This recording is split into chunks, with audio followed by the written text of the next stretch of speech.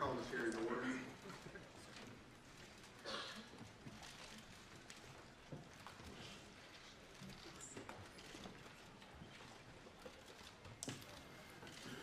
Director Comey, I appreciate your willingness to appear before the committee today, and more importantly, I thank you for your dedicated service and leadership to the Federal Bureau of Investigation. Your appearance today speaks to the trust we have built over the years, and I'm looking forward to a very open and candid discussion today. I'd like to remind my colleagues that we will reconvene in closed session at 1 p.m. today, and I ask that you reserve for that venue any questions that might get into classified information. The director has been very gracious with his time, but the vice chairman and I have worked out a very specific timeline for his commitment to be on the Hill, so we will do everything we can to meet that agreement. The Senate Select Committee on Intelligence exists to certify for the other 85 members of the United States Senate and the American people that the intelligence community is operating lawfully and has the necessary authorities and tools to accomplish its mission and keep America safe. Part of our mission, beyond the oversight we continue to provide to the intelligence community and its activities, is to investigate Russian interference in the 2016 U.S. elections. The committee's work continues. This hearing represents part of that effort. Jim, allegations have been swirling in the press for the last several weeks, and today's your opportunity to set the record straight. Yesterday, I read with interest your statement for the record, and I think it provides some helpful details surrounding your interactions with the President. It clearly lays out your understanding of those discussions, actions you took following each conversation, and your state of mind. I very much appreciate your candor, and I think it's helpful as we work through to determine the ultimate truth behind possible Russian interference in the 2016 elections. Your statement also provides texture and context to your interactions with the President from your vantage point and outlines a strained relationship. The American people need to hear your side of the story, just as they need to hear the President's descriptions of events. These interactions also highlight the importance of the committee's ongoing investigation. Our experienced staff is interviewing all relevant parties and some of the most sensitive intelligence in our country's possession. We will establish the facts, separate from rampant speculation, and lay them out for the American people to make their own judgment. Only then will we, as a nation, be able to move forward and to put this episode to rest. There are several outstanding issues not addressed in your statement that I hope you'll clear up for the American people today. Did the President's request for loyalty, your impression that the one-on-one dinner of January 27th was, and I quote, at least in part, an effort to create some sort of patronage relationship, or his March 30th phone call asking what you could do to lift the cloud of Russia investigation in any way, alter your approach of the FBI's investigation into General Flynn, or the broader investigation into Russia and possible links to the campaign? In your opinion, did potential Russian efforts to establish links with individuals in the Trump orbit rise to the level we could define as collusion, or was it a counterintelligence concern? There's been a significant public speculation about your decision-making related to the Clinton email investigation. Why did you decide to publicly announce FBI's recommendations that the Department of Justice not pursue criminal charges? You have described it as a choice between a bad decision and a worse decision. The American people need to understand the facts behind your action. This committee is uniquely suited to investigate Russia's interference in the 2016 elections. We also have a unified bipartisan approach to what is a highly charged partisan issue. Russian activities during 2016 election may have been aimed at one party's candidate, but as my colleague Senator Rubio says frequently, in 2018 and 2020, it could be aimed at anyone, at home or abroad. My colleague Senator Warner and I have worked in have worked to stay in lockstep on this investigation. We've had our differences on approach at times, but I've constantly stressed that we need to be a team, and I think Senator Warner agrees with me. We must keep these questions above politics and partisanship. It's too important to be tainted by anyone trying to score political points. With that, again, I welcome you, Director, and I turn to the Vice Chairman for any comments he might have. Well, thank you, Mr. Chairman. And let me start by, again, absolutely thanking all the members of the committee for the seriousness in which they've taken on this task. Mr. Comey, thank you for agreeing to come testify as part of this committee's investigation into Russia. I realize that this hearing has been obviously the focus of a lot of Washington in the last few days. But the truth is, many Americans who may be tuning in today probably haven't focused on every twist and turn of the investigation. So I'd like to briefly describe, at least from this senator's standpoint, what we already know and what we're still investigating. To be clear, this investigation is not about relitigating the election. It's not about who won or lost, and it sure as heck is not about Democrats versus Republicans. We're here because a foreign adversary attacked us right here at home, plain and simple, not by guns or missiles, but by foreign operatives seeking to hijack our most important democratic process, our presidential election. Russian spies engaged in a series of online cyber raids and a broad campaign of disinformation, all ultimately aimed at sowing chaos to undermine public faith in our process, in our leadership, and ultimately in ourselves. And that's not just this senator's opinion. It is the unanimous determination of the entire U.S. intelligence community. So we must find out the full story. What the Russians did, and candidly, as some other colleagues have mentioned, why they were so successful. And more importantly, we must determine the necessary steps to take to protect our democracy and ensure they can't do it again. Chairman mentioned elections in 2018 and 2020. In my home state of Virginia, we have elections this year in 2017. Simply put, we cannot let anything or anyone prevent us from getting to the bottom of this. Now, Mr. Comey, let me say at the outset, we haven't always agreed on every issue. In fact, I've occasionally questioned some of the actions you've taken. But I've never had any reason to question your integrity, your expertise, or your intelligence. You've been a straight shooter with this committee and have been willing to speak truth to power, even at the risk of your own career, which makes the way in which you were fired by the president ultimately shocking. Recall, we began this entire process with the president and his staff first denying that the Russians were ever involved and then falsely claiming that no one from his team was ever in touch with any Russians. We know that's just not the truth.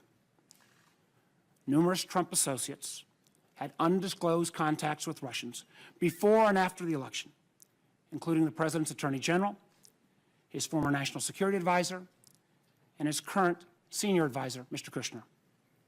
That doesn't even begin to count the host of additional campaign associates and advisors who've also been caught up in this massive web. We saw Mr. Trump's campaign manager, Mr. Manafort, forced to step down over ties to Russian-backed entities.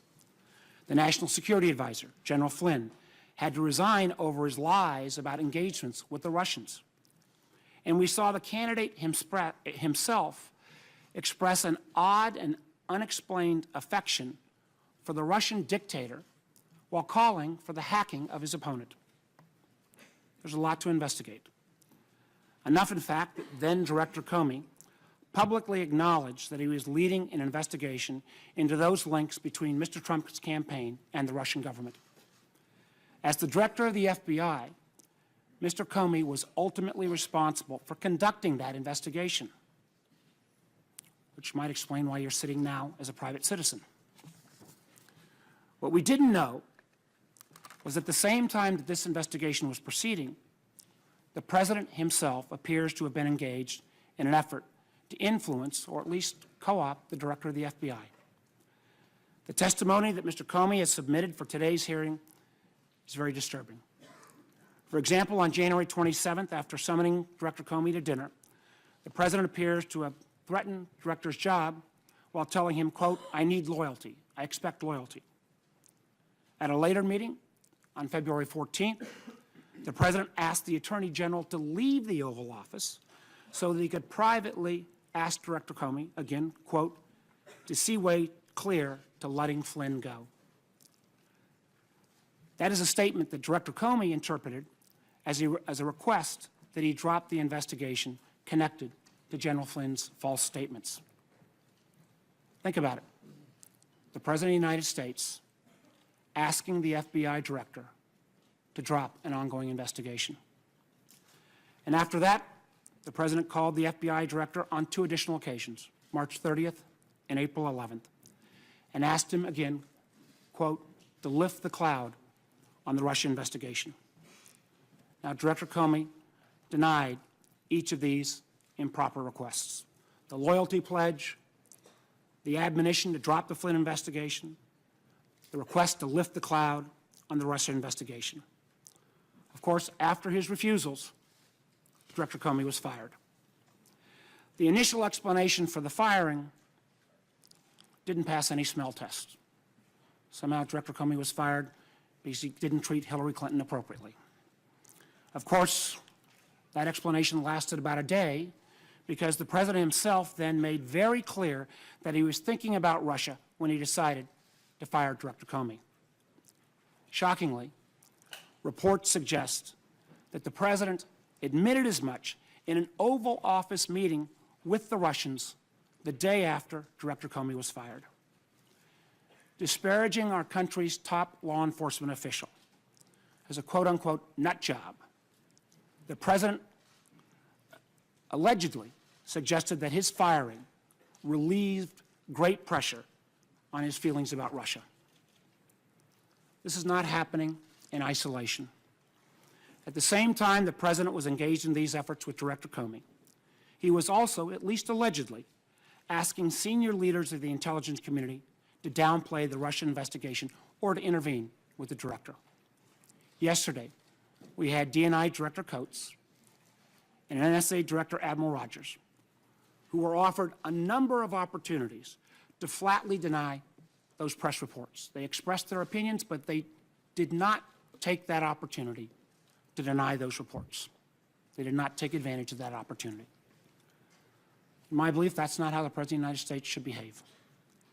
Regardless of the outcome of our investigation into the Russia links, Director Comey's firing and his testimony raise separate and troubling questions that we must get to the bottom of. Again, as I said at the outset, I've seen firsthand how seriously every member of this committee is taking his work. I'm proud of the committee's efforts so far. But let me be clear. This is not a witch hunt.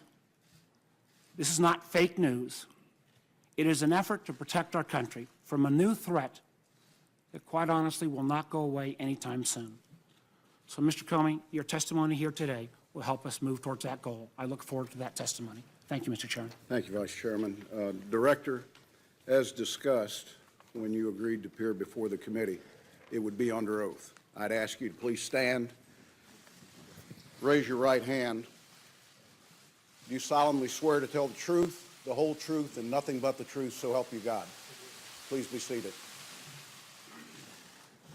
Director Comey, you're now under oath. And I would just note to members, you will be recognized by seniority for a period up to 7 minutes. And again, it is the intent to move to a closed session no later than 1 p.m. With that, Director Comey, you are recognized. You have the floor for as long as you might need. Thank you, Mr. Chairman. Ranking Member Warner, members of the committee, thank you for inviting me here to testify today. I've submitted my statement for the record, and I'm not going to repeat it here this morning.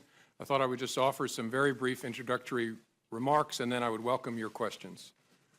When I was appointed FBI Director in 2013, I understood that I served at the pleasure of the President. Even though I was appointed to a 10-year term, which Congress created in order to underscore the importance of the FBI being outside of politics and independent, I understood that I could be fired by a president for any reason or for no reason at all. And on May the 9th, when I learned that I had been fired, for that reason, I immediately came home as a private citizen. But then the explanations, the shifting explanations, confused me and increasingly concerned me. They confused me because the President and I had had multiple conversations about my job, both before and after he took office. And he had repeatedly told me I was doing a great job and he hoped I would stay. And I had repeatedly assured him that I did intend to stay and serve out the remaining 6 years of my term. He told me repeatedly that he had talked to lots of people about me, including our current Attorney General, and had learned that I was doing a great job and that I was extremely well liked by the FBI workforce.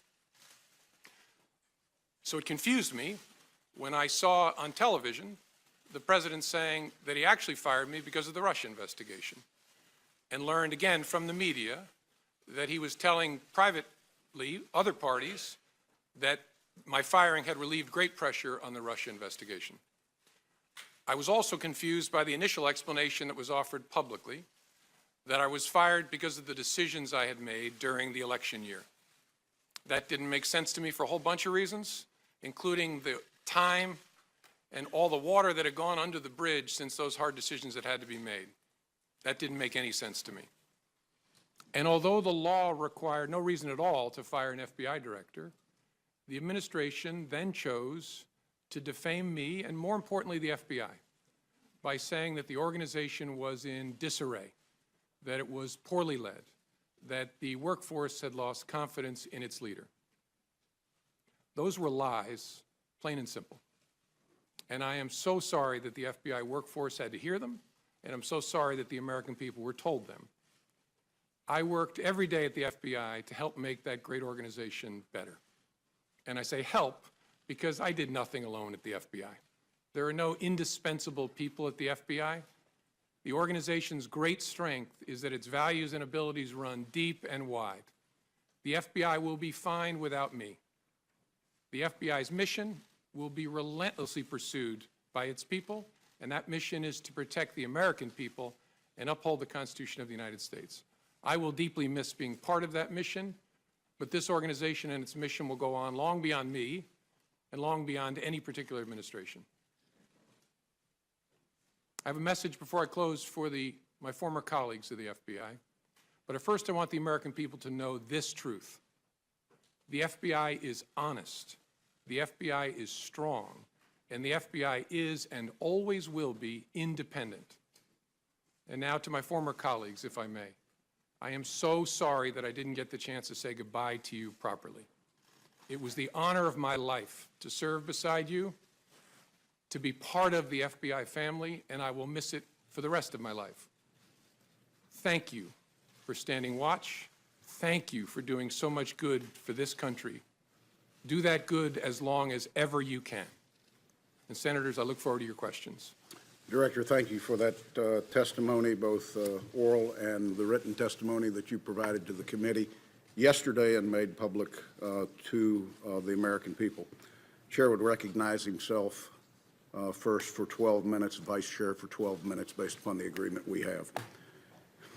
Director, did the Special Counsel's Office review and/or edit your written testimony? No. Do you have any doubt that Russia attempted to interfere in the 2016 elections? None. Do you have any doubt that the Russian government was behind the intrusions in the DNC and the DCCC systems and the subsequent leaks of that information? No, no doubt. Do you have any doubt that the Russian government was behind the cyber intrusion into state voter files? No. Do you have any doubt that officials of the Russian government were fully aware of these activities?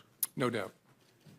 Are you confident that no votes cast in the 2016 presidential election were altered? I'm confident. By the time when I left as director, I had seen no indication of that whatsoever. Director Comey, did the president at any time ask you to stop the FBI investigation into Russian involvement in the 2016 U.S. elections? Not to my understanding, no.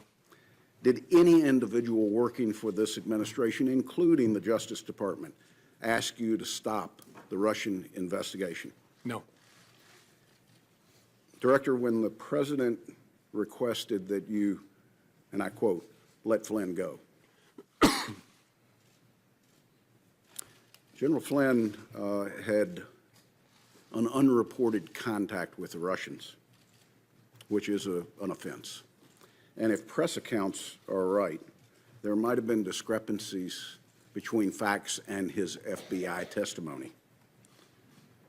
In your estimation, was General Flynn at that time in serious legal jeopardy? And in addition to that, do you sense that the president was trying to obstruct justice or just seek for a way for Mike Flynn to save face, given he had already been fired? Well, General Flynn at that point in time was in legal jeopardy. There was an open FBI criminal investigation of his statements in connection with the Russian contacts and the contacts themselves. And so that was my assessment at the time. I don't think it's for me to say whether the conversation I had with the president was an effort to obstruct. I took it as a very disturbing thing, very concerning, but that's a conclusion I'm sure the special counsel will work towards to try and understand what the intention was there and whether that's an offense. Director, is it possible that as part of this FBI investigation, the FBI could find evidence of criminality that is not tied to the 2016 elections, possible collusion, or coordination with Russians? Sure. So there could be something that just fits a criminal aspect to this that doesn't have anything to do with the 2016 election cycle. Correct. In any complex investigation, when you start turning over rocks, sometimes you find things that are unrelated to the primary investigation that are criminal in nature. Director Comey, you have been criticized publicly for the decision to present your findings on the email investigation directly to the American people. Have you learned anything since that time that would have changed what you said or how you chose to inform the American people? Honestly, no. I mean, it caused a whole lot of personal pain for me, but as I look back, given what I knew at the time and even what I've learned since, I think it was the best way to try and protect the justice institution, including the FBI. In the public domain is this question of the Steele dossier, a document that has been around now for over a year. I'm not sure when the FBI first took possession of it, but the media had it before you had it, and we had it. At the time of your departure from the FBI, was the FBI able to confirm any criminal allegations contained in the Steele document? Mr. Chairman, I don't think that's a question I can answer in an open setting because it goes into the details of the investigation.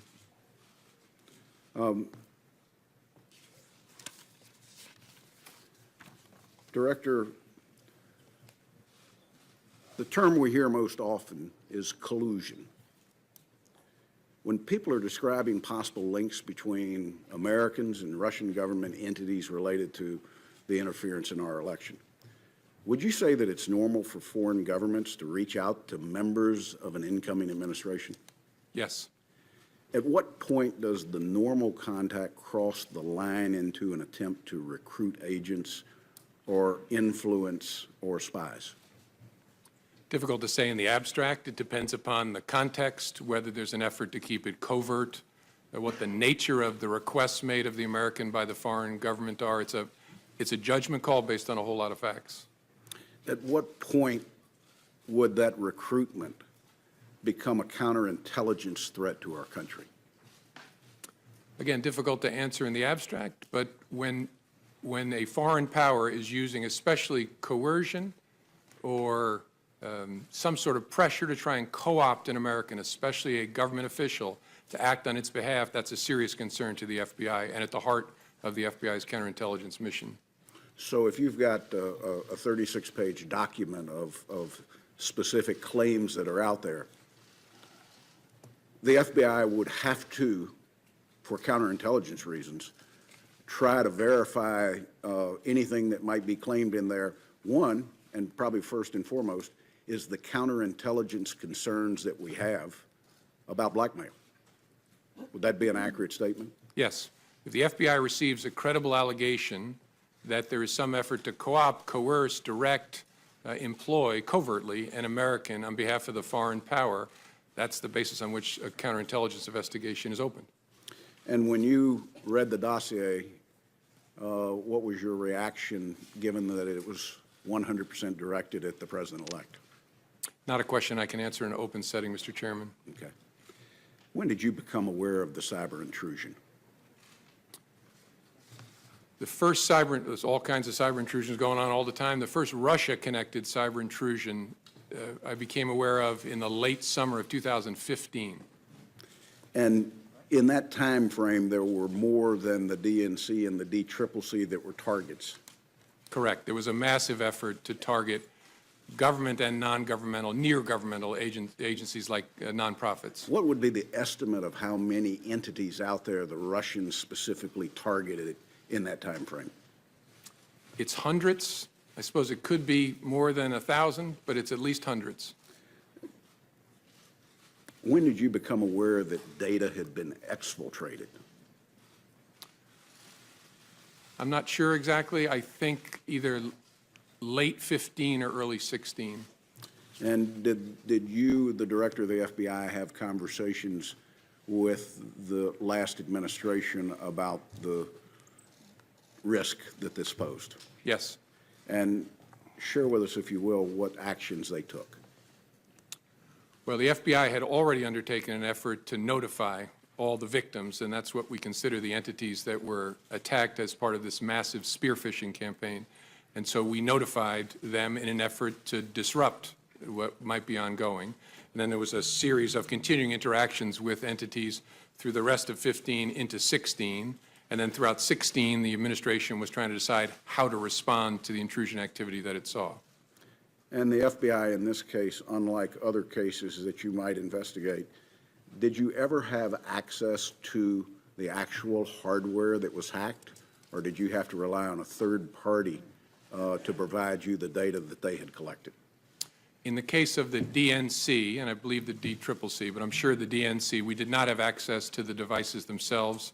We got relevant forensic information from a private party, a high-class entity that had done the work, but we didn't get direct access. But no content?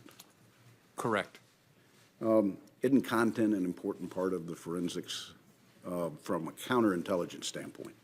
It is, although what was briefed to me by my folks, the people who were my folks at the time, is that they had gotten the information from the private party that they needed to understand the intrusion by the spring of 2016.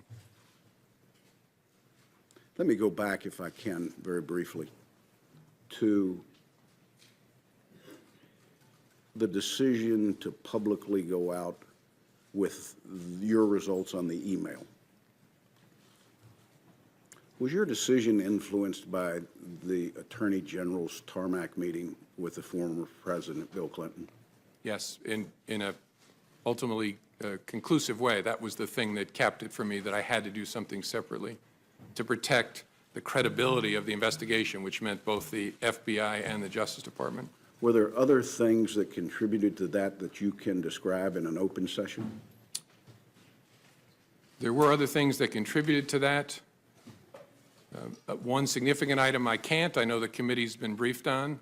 There's been some public accounts of it, which are nonsense, but I understand the committee's been briefed on the classified facts. Probably the only other consideration that I guess I can talk about in an open setting is that at one point the Attorney General had directed me not to call it an investigation, but instead to call it a matter, which confused me and concerned me. But that was one of the bricks in the load that led me to conclude I have to step away from the department if we're to close this case credibly. Director, my last question. You're not only a seasoned prosecutor, you've led the FBI for years. You understand the investigative process. You've worked with this committee closely, and we're grateful to you because I think we've mutually built trust in what your organization does and what we do. Is there any doubt in your mind that this committee can carry out its oversight role in the 2016 Russian involvement in the elections in parallel with the now special counsel that's been set up? No, no doubt. It can be done. It requires lots of conversations, but Bob Mueller is one of this country's great, great pros, and I'm sure you all will be able to work it out with him to run it in parallel. I want to thank you once again. I want to turn to the Vice Chairman. Thank you, Mr. Chairman. And again, Director Comey, thank you for your service. And your comments to your FBI family, I know were heartfelt. Know that even though there are some in the administration who've tried to smear your reputation, you had Acting Director McCabe in public testimony a few weeks back and in public testimony yesterday reaffirm that the vast majority of the FBI community had great trust in your leadership and obviously trust in your integrity. I want to go through a number of the meetings that you referenced in your testimony. And let's start with the January 6th meeting in Trump Tower, where you went up with a series of officials to brief the president-elect on the Russia investigation.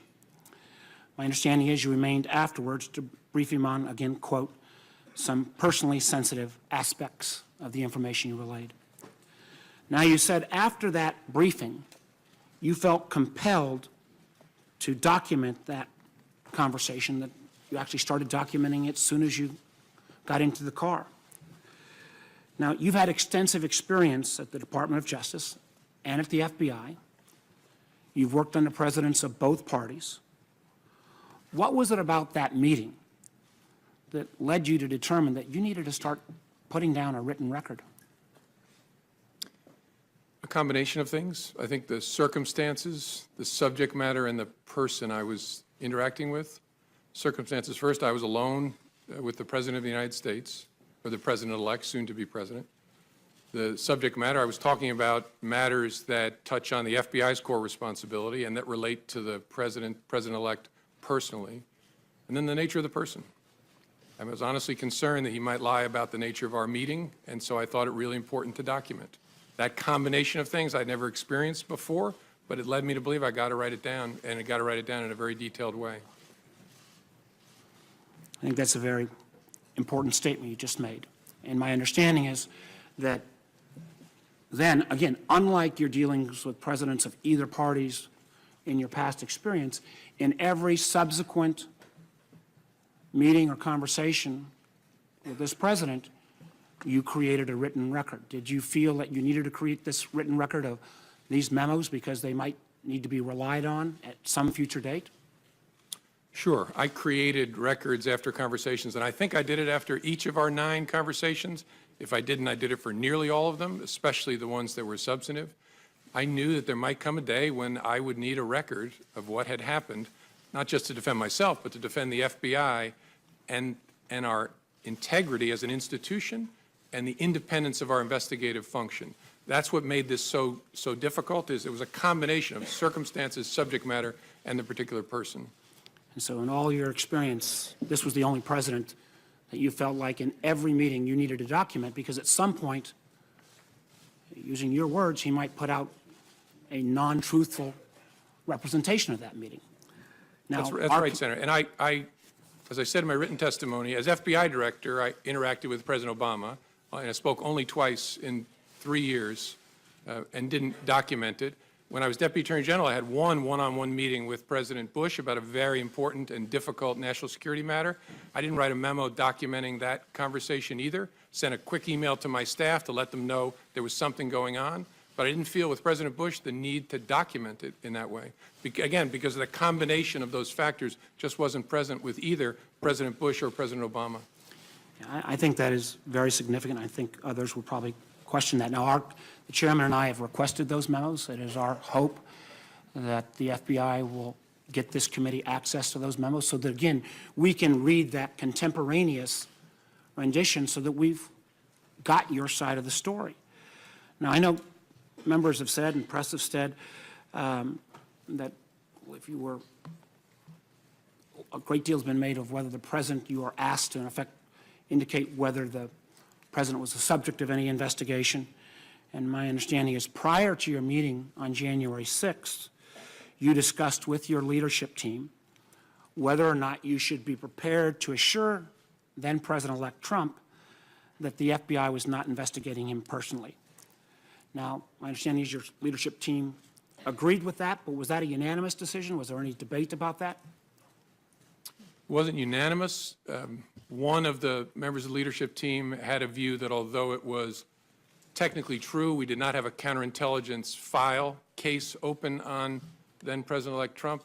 His concern was because we're looking at the potential, again, that's the subject of the investigation, coordination between the campaign and Russia, because it was President Trump, President-elect Trump's campaign, this person's view was inevitably his behavior, his conduct will fall within the scope of that work, and so he was reluctant to make the statement that I made. I disagreed. I thought it was fair to say what was literally true. There is not a counterintelligence investigation of Mr. Trump, and I decided in the moment to say it, given the nature of our conversation. At that moment in time, did you ever revisit that as in these subsequent sessions?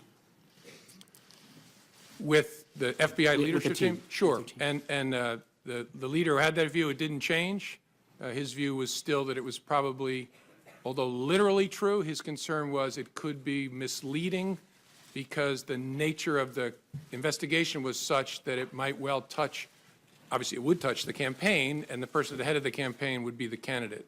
And so that was his view throughout. Let me move to the January 27th dinner, where you said, quote, "The president began by asking me whether I wanted to stay on as FBI director. He also indicated that lots of people, again your words, wanted the job. You go on to say that the dinner itself was seemingly an effort to, quote, have you ask him for your job and create some sort of, quote unquote, patronage relationship.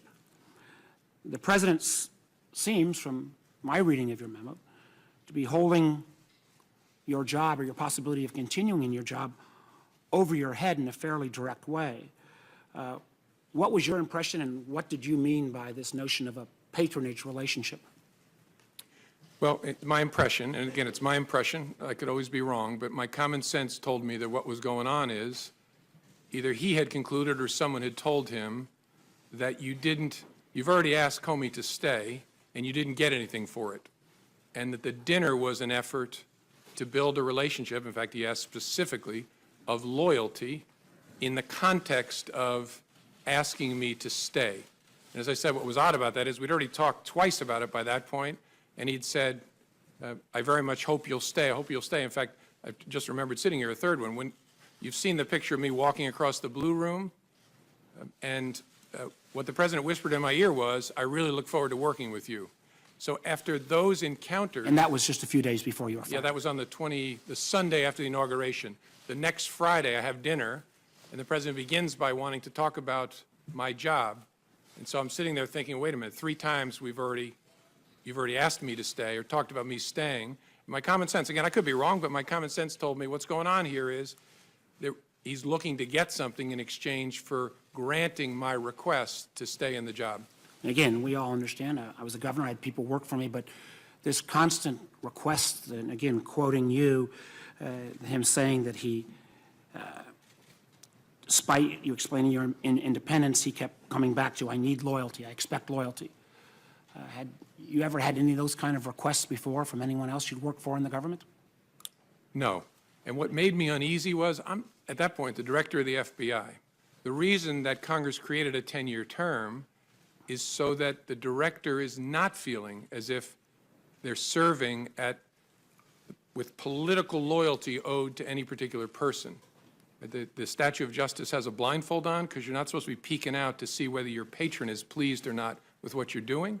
It should be about the facts and the law. That's why I became FBI director, to be in that kind of position. So that's why I was so uneasy. Well, let me move on. My time's running out. February 14th, again, it seems a bit strange. You were in a meeting, and your direct superior, the Attorney General, was in that meeting as well, yet the President asked everyone to leave, including the Attorney General to leave, before he brought up the matter of General Flynn. What was your impression of that type of action? And had you ever seen anything like that before? No.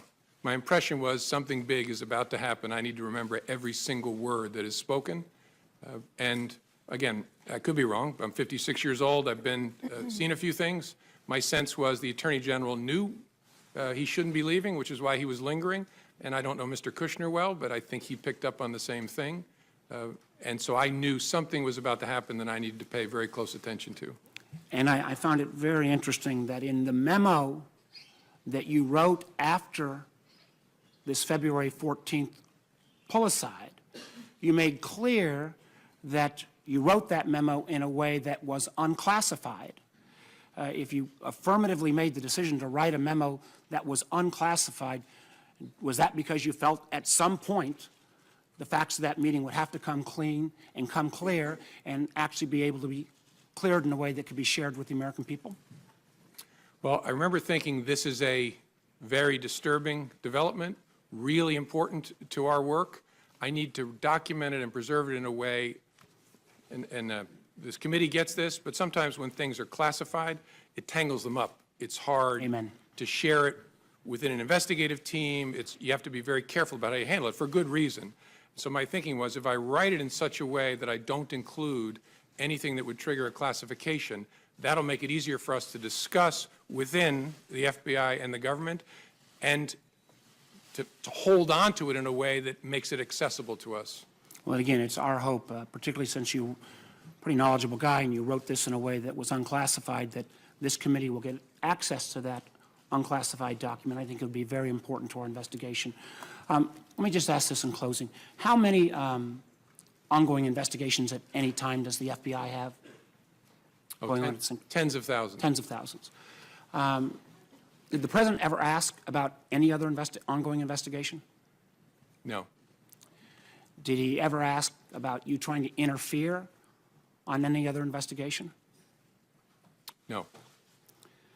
I think, again, this speaks volumes. This doesn't even get to the questions around the phone calls about lifting the cloud. I know other members will get to that, but I really appreciate your testimony and appreciate your service to our nation. Thank you, Senator Warner. You know, I'm sitting here going through my contacts with him. I had one conversation with the president that was classified where he asked about an ongoing intelligence investigation. It was brief and entirely professional.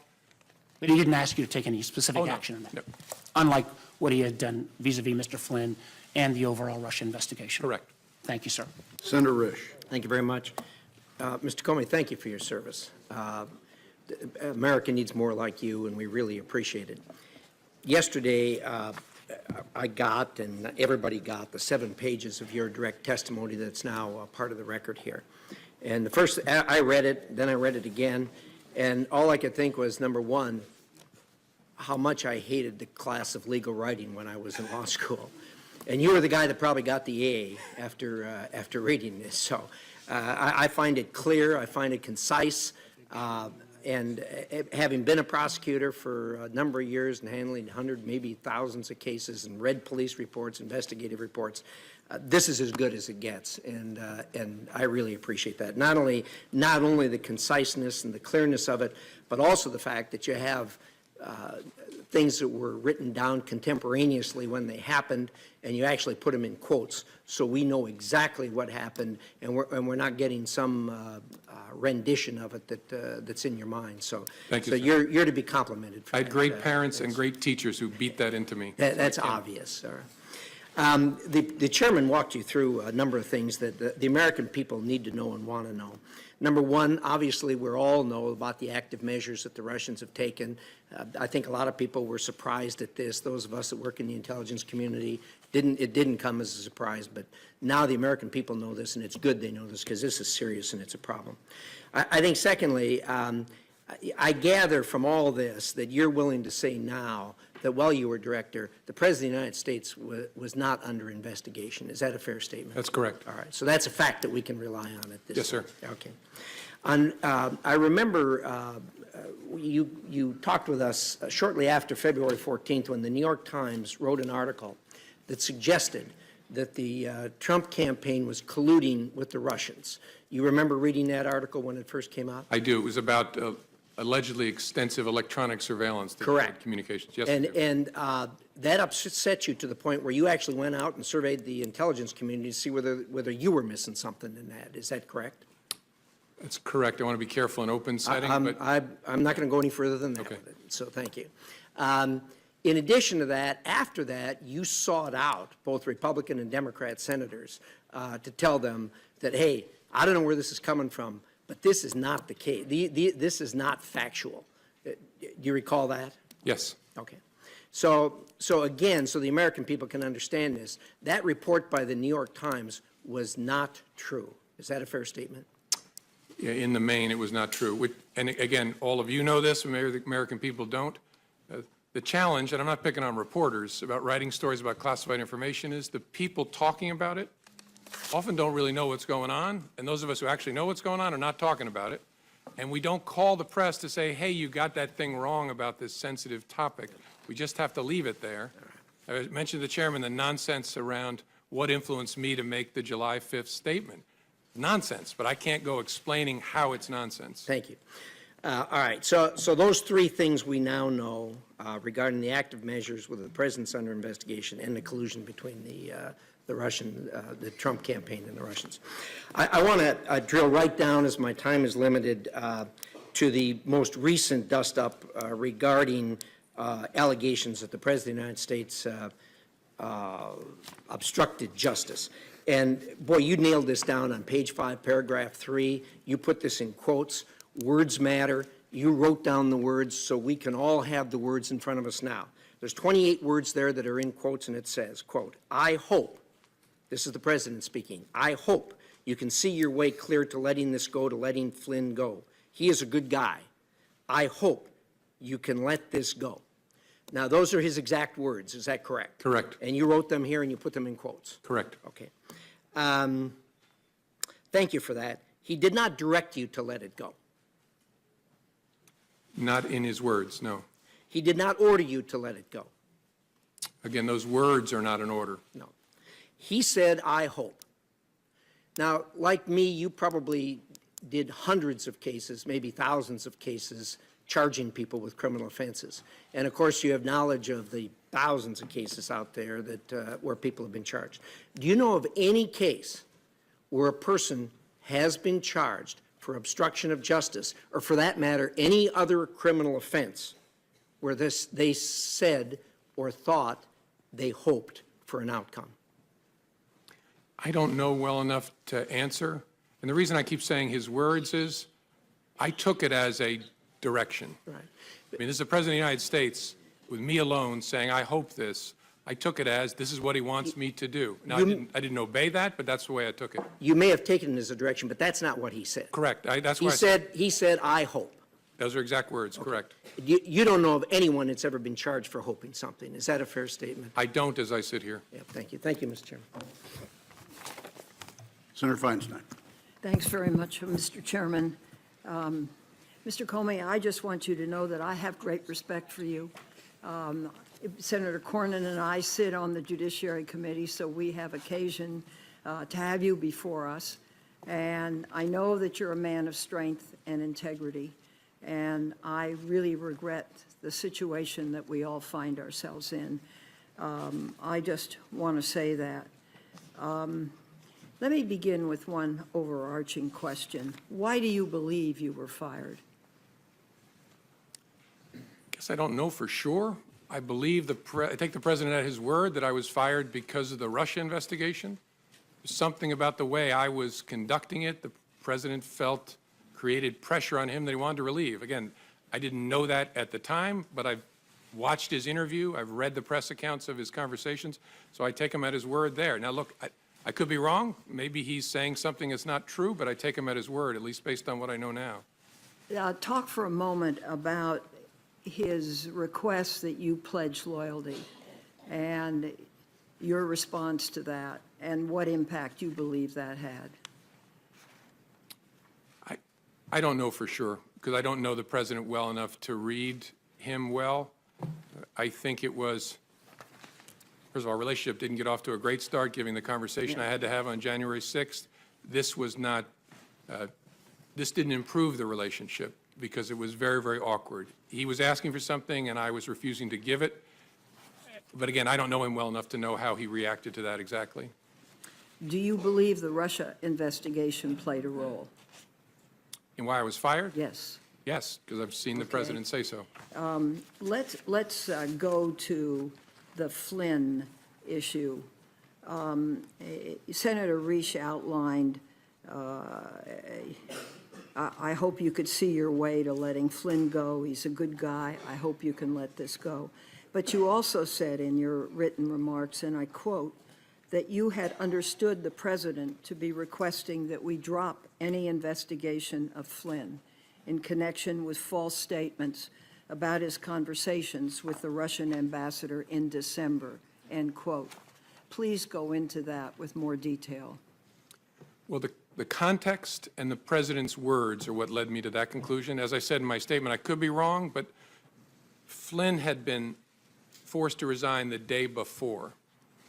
And the controversy around General Flynn at that point in time was centered on whether he had lied to the vice president about the nature of his conversations with the Russians, whether he had been candid with others in the course of that. And so that happens on the day before. On the 14th, the president makes specific reference to that. And so that's why I understood him to be saying that what he wanted me to do was drop any investigation connected to Flynn's account of his conversations with the Russians. Now, here's the question. You're big, you're strong. I know the Oval Office, and I know what happens to people when they walk in. There is a certain amount of intimidation. But why didn't you stop and say, Mr. President, this is wrong. I cannot discuss this with you? It's a great question. Maybe if I were stronger, I would have. I was so stunned by the conversation that I just took it in. And the only thing I could think to say, because I was playing in my mind, because I was going to remember every word he said, I was playing in my mind, what should my response be? And that's why I very carefully chose the words. And look, I've seen the tweet about tapes. Lordy, I hope there are tapes.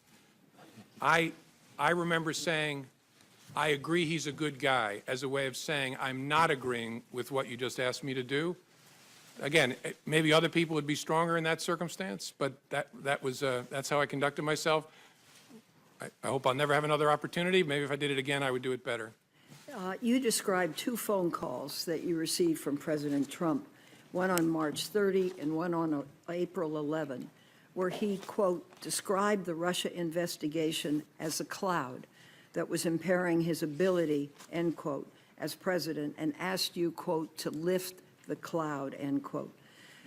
How did you interpret that? And what did you believe he wanted you to do?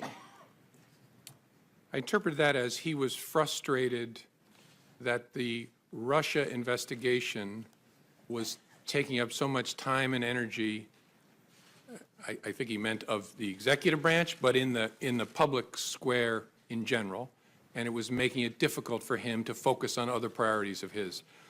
But what he asked me was actually narrower than that. So I think what he meant by the cloud, and again, I could be wrong, but what I think he meant by the cloud was the entire investigation is taking up oxygen and making it hard for me to focus on the things I want to focus on.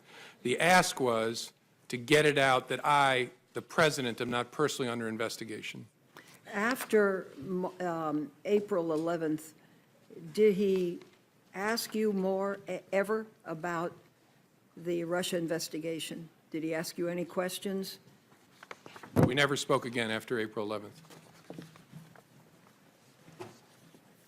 You told the president, I would see what we could do. What did you mean? That was kind of a slightly cowardly way of trying to avoid telling him we're not going to do that, that I would see what we could do. It was a way of kind of getting off the phone, frankly. And then I turned and handed it to the acting Deputy Attorney General, Mr. Bente. So I wanted to go into that. Who did you talk with about that, lifting the cloud, stopping the investigation back at the FBI, and what was their response?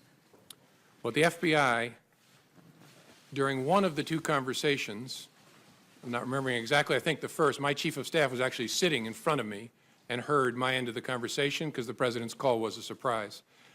And I discussed the lifting the cloud and the request with the senior leadership team, who typically, and I think in all these circumstances, was the deputy director, my chief of staff, the general counsel, the deputy director's chief counsel, and I think in a number of circumstances, the number 3 in the FBI, and a few of the conversations included the head of the National Security Branch. So that group of us that lead the FBI when it comes to national security. Okay, you have the President of the United States asking you to stop an investigation that's an important investigation.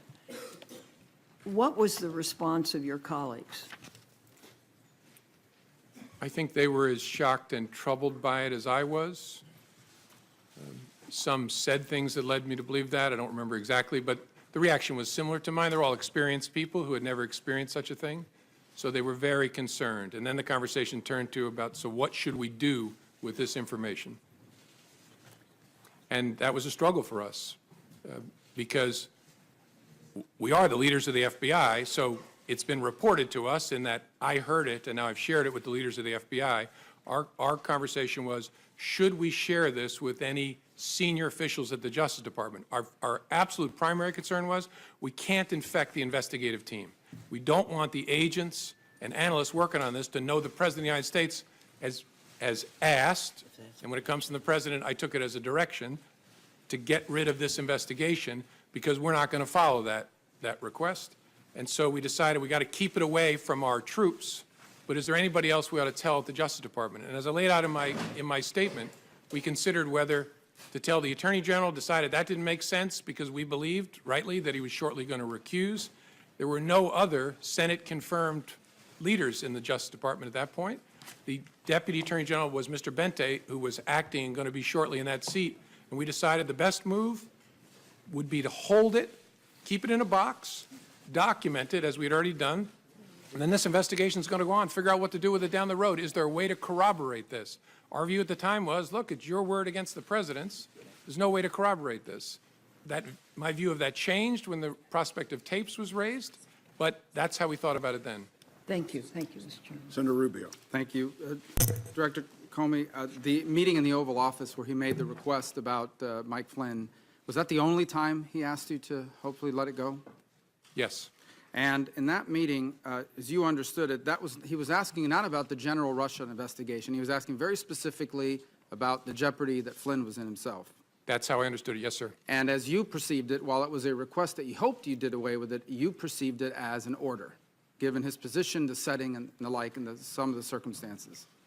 Yes. At the time, did you say anything to the President about that is not an appropriate request, or did you tell the White House counsel that is not an appropriate request? Someone needs to go tell the President that he can't do these things? I didn't, no. Okay. Why? I don't know.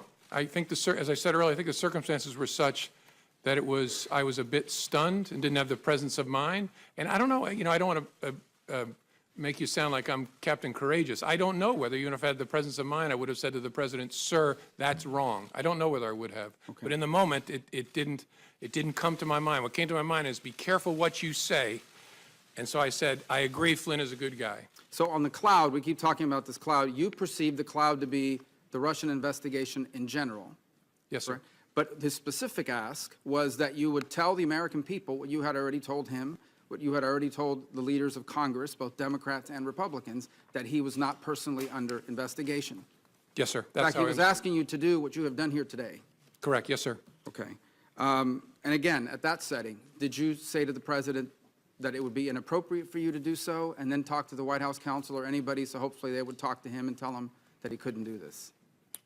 First time I said, I'll see what we can do. Second time, I explained how it should work, that the White House counsel should contact the Deputy Attorney General.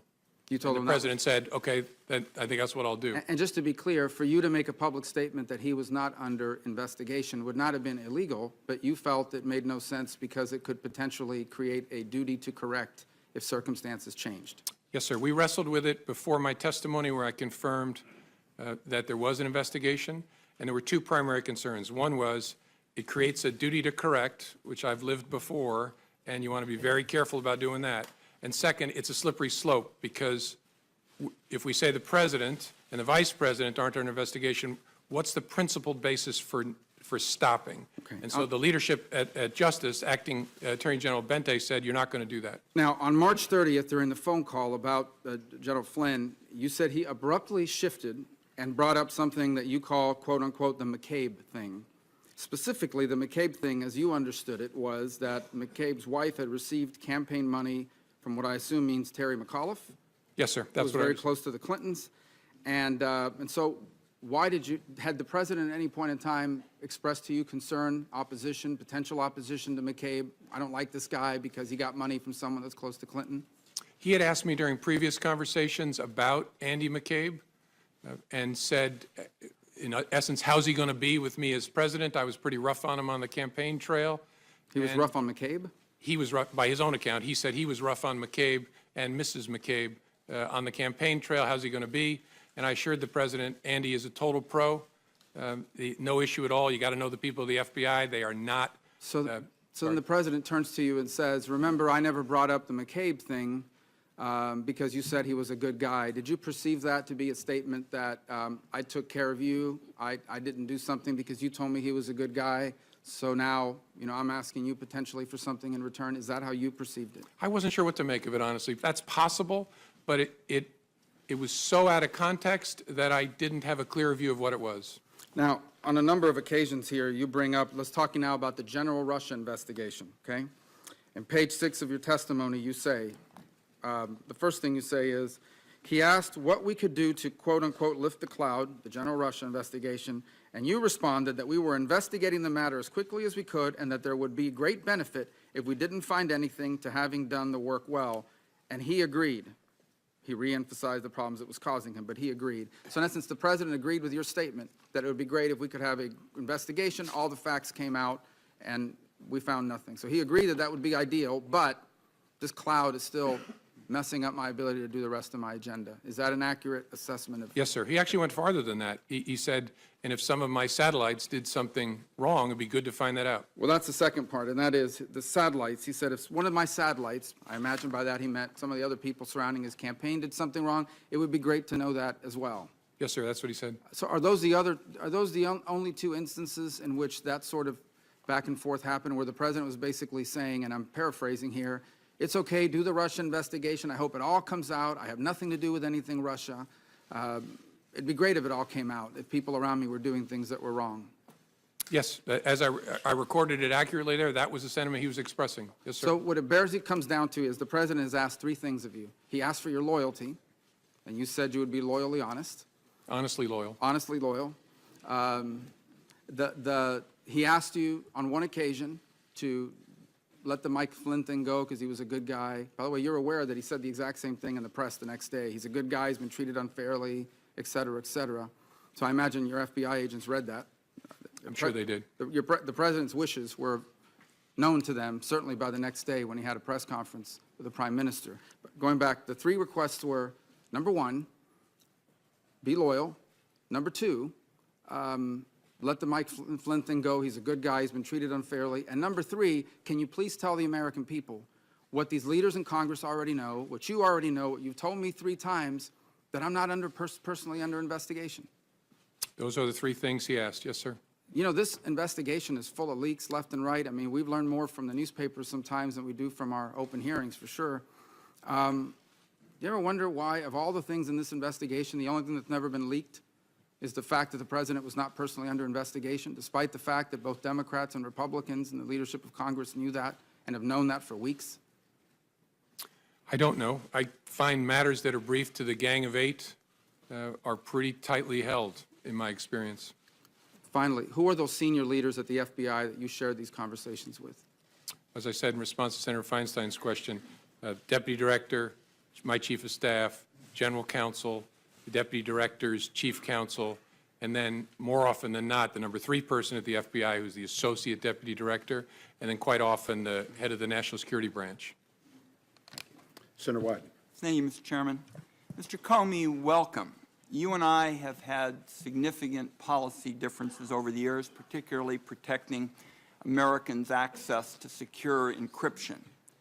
but I believe the timing of your firing stinks. And yesterday, you put on the record testimony that demonstrates why the odor of presidential abuse of power is so strong. Now to my questions.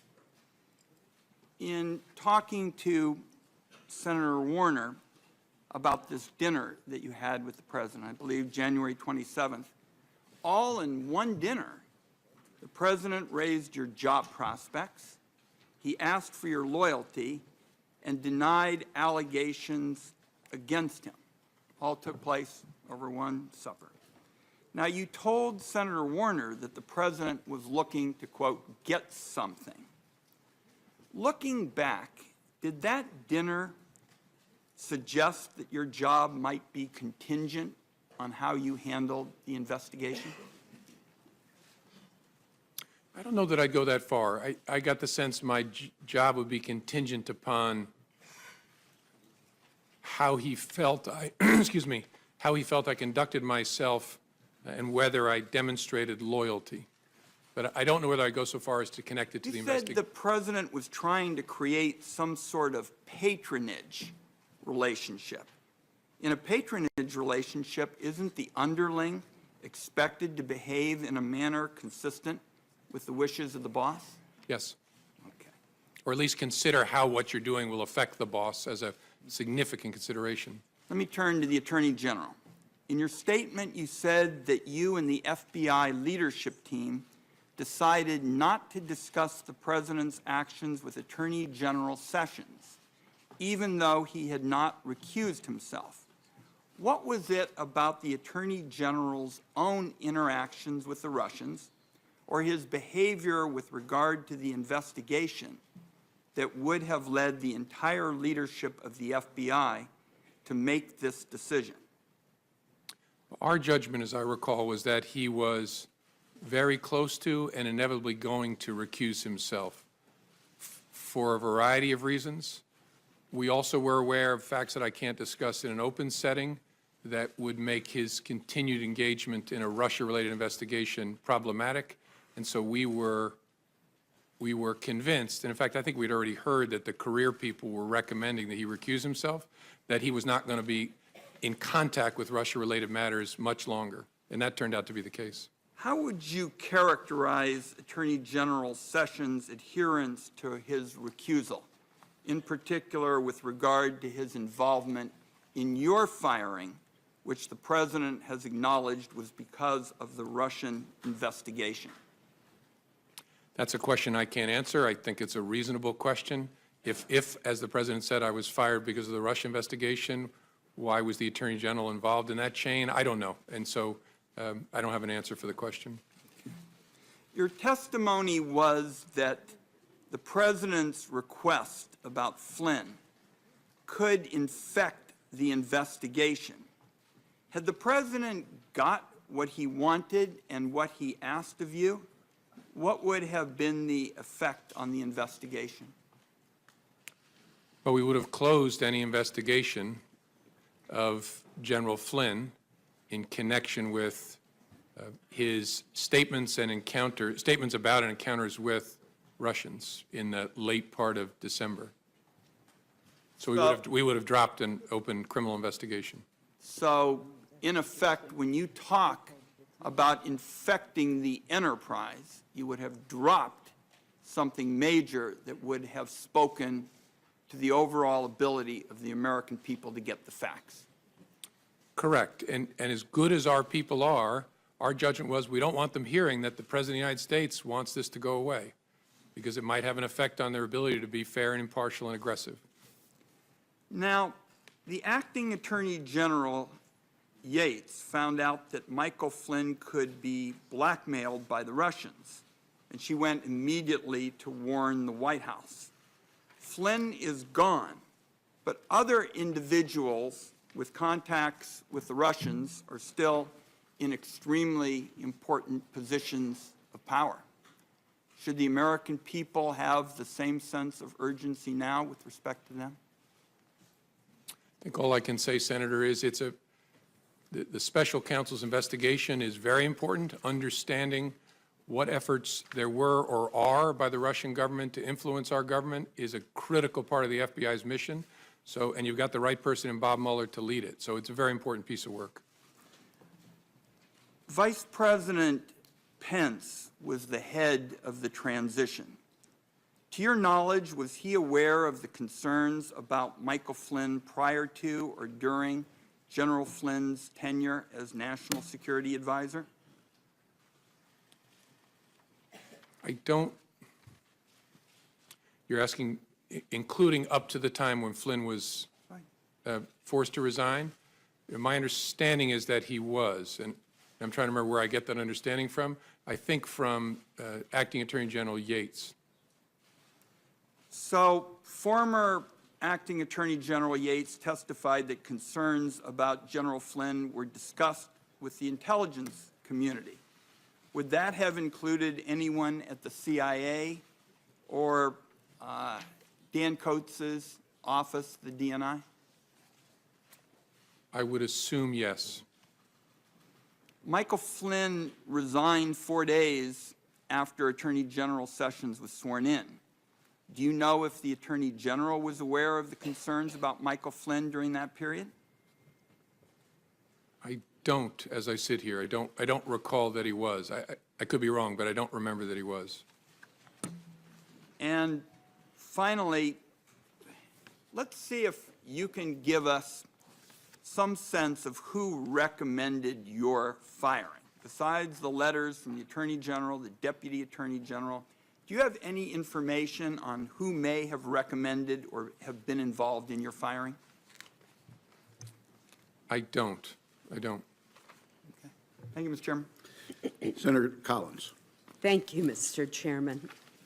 Mr. Comey, let me begin by thanking you for your voluntary compliance with our request to appear before this committee and assist us in this very important investigation. I want first to ask you about your conversations with the president, the 3 conversations in which you told him that he was not under investigation. The first was during your January 6th meeting, according to your testimony, in which it appears that you actually volunteered that assurance. Is that correct? That's correct. Did you limit that statement to counterintelligence investigations, or were you talking about any kind of FBI investigation? I didn't use the term counterintelligence. I was speaking to him and briefing him about some salacious and unverified material. It was in the context of that he had a strong and defensive reaction about that not being true. And my reading of it was important for me to assure him we were not personally investigating him. And so the context then was actually narrower, focused on what I just talked to him about. But it was very important because it was, first, true, and second, I was worried very much about being in kind of a J. Edgar Hoover type situation. I didn't want him thinking that I was briefing him on this to sort of hang it over him in some way. I was briefing him on it because we had been told by the media it was about to launch. We don't want to be keeping that from him. And if there was he needed to know this was being said. But I was very keen not to leave him with an impression that the Bureau was trying to do something to him. And so that's the context in which I said, sir, we're not personally investigating you. And then and that's why you volunteered the information. Yes, ma'am. Correct. Then on the January 27th dinner, you told the president that he should be careful about asking you to investigate because, quote, you might create a narrative that we were investigating him personally, which we weren't. Again, were you limiting that statement to counterintelligence investigations or more broadly, such as a criminal investigation? The context was very similar. I didn't modify the word investigation. It was, again, he was reacting strongly again to that unverified material, saying, I'm tempted to order you to investigate it. And that, in the context of that, I said, sir, you want to be careful about that because it might create a narrative we're investigating you personally. And then there was the March 30th phone call with the president in which you reminded him that congressional leaders have been briefed that we were not personally, the FBI was not personally investigating President Trump. And again, was that statement to congressional leaders and to the president limited to counterintelligence investigations, or was it a broader statement? I'm trying to understand whether there was any kind of investigation of the president underway. No, I'm sorry. And if I misunderstood, I apologize. We briefed the congressional leadership about what Americans we had opened counterintelligence investigation cases on, and we specifically said the president is not one of those Americans. But that there was no other investigation of the president that we were not mentioning at that time. What the context was counterintelligence, but I wasn't trying to hide some criminal investigation of the president. And was the president under investigation at the time of your dismissal on May 9th? No. I'd like to now turn to the conversations with the president about Michael Flynn, which have been discussed at great length. And first, let me make very clear that the president never should have cleared the room, and he never should have asked you, as you reported, to let it go, to let the investigation go. But I remain puzzled by your response. Your response was, I agree that Michael Flynn is a good guy. You could have said, Mr. President, this meeting is inappropriate. This response could compromise the investigation. You should not be making such a request. It's fundamental to the operation of our government that the FBI be insulated from this kind of political pressure. And you've talked a bit today about that you were stunned by the president making the request. But my question to you is, later on, upon reflection, did you go to anyone at the Department of Justice and ask them to call the White House counsel's office and explain that the president had to have a far better understanding and appreciation of his role vis-a-vis the FBI? In general, I did. I spoke to the Attorney General, and I spoke to the new Deputy Attorney General, Mr. Rosenstein, when he took office, and explained my serious concern about the way in which the president is interacting, especially with the FBI. And I specifically, as I said in my testimony, told the Attorney General, it can't happen that you get kicked out of the room and the president talks to me. But look, in the room, but why didn't we raise the specific?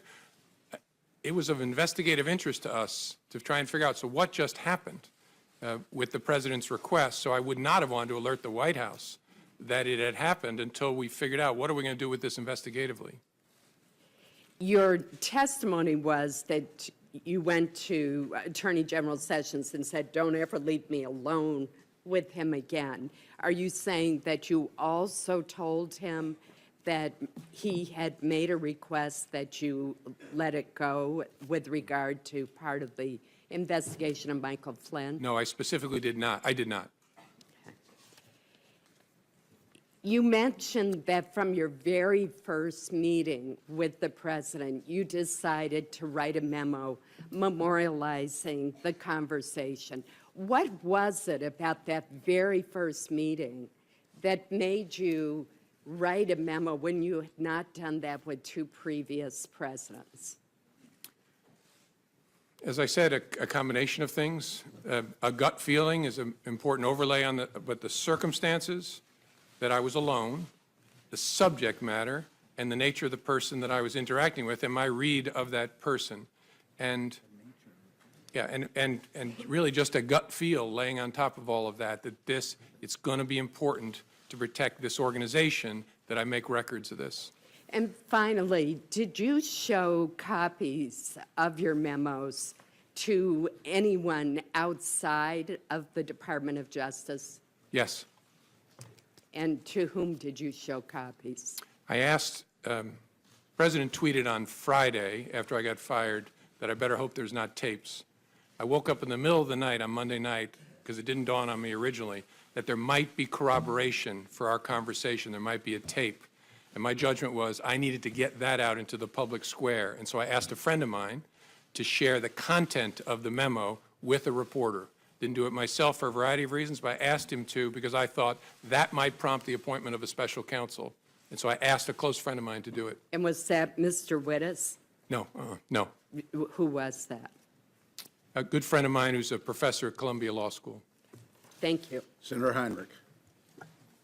Mr. Comey, prior to January 27th of this year, have you ever had a one-on-one meeting or a private dinner with a president of the United States? No. I met dinner, no. I had 2 one-on-ones with President Obama that I laid out in my testimony, once to talk about law enforcement issues, law enforcement and race, which was an important topic throughout for me and for the president, and then once very briefly for him to say goodbye. Were those brief interactions? No. The one about law enforcement and race and policing, we spoke for probably over an hour, just the two of us. How unusual is it to have a one-on-one dinner with the president? Did that strike you as odd? Yeah, so much so that I assumed there would be others, that he couldn't possibly be having dinner with me alone. Do you have an impression that if you had found, if you had behaved differently in that dinner, and I am quite pleased that you did not, but if you had found a way to express some sort of expression of loyalty or given some suggestion that the Flynn criminal investigation might be pursued less vigorously, do you think you would have still been fired? I don't know. It's impossible to say looking back. I don't know. But you felt like those two things were directly relevant to your the kind of relationship that the president was seeking to establish with you? Sure, yes. Yeah. The president has repeatedly talked about the Russian investigation into the U.S. Or the Russia's involvement in the U.S. election cycle as a hoax and as fake news.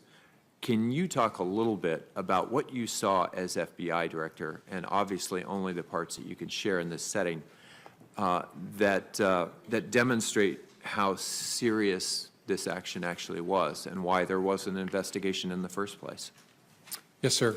There should be no fuzz on this whatsoever. The Russians interfered in our election during the 2016 cycle. They did it with purpose, they did it with sophistication, they did it with overwhelming technical efforts, and it was an active measures campaign driven from the top of that government. There is no fuzz on that. It is a high confidence judgment of the entire intelligence community, and the members of this committee have seen the intelligence. It's not a close call. That happened. That's about as unfake as you can possibly get, and is very, very serious, which is why it's so refreshing to see a bipartisan focus on that, because this is about America, not about any particular party.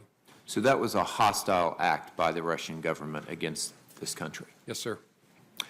Did the president, in any of those interactions that you've shared with us today, ask you what you should be doing or what our government should be doing or the intelligence community to protect America against Russian interference in our election system? I don't recall a conversation like that. Never. No.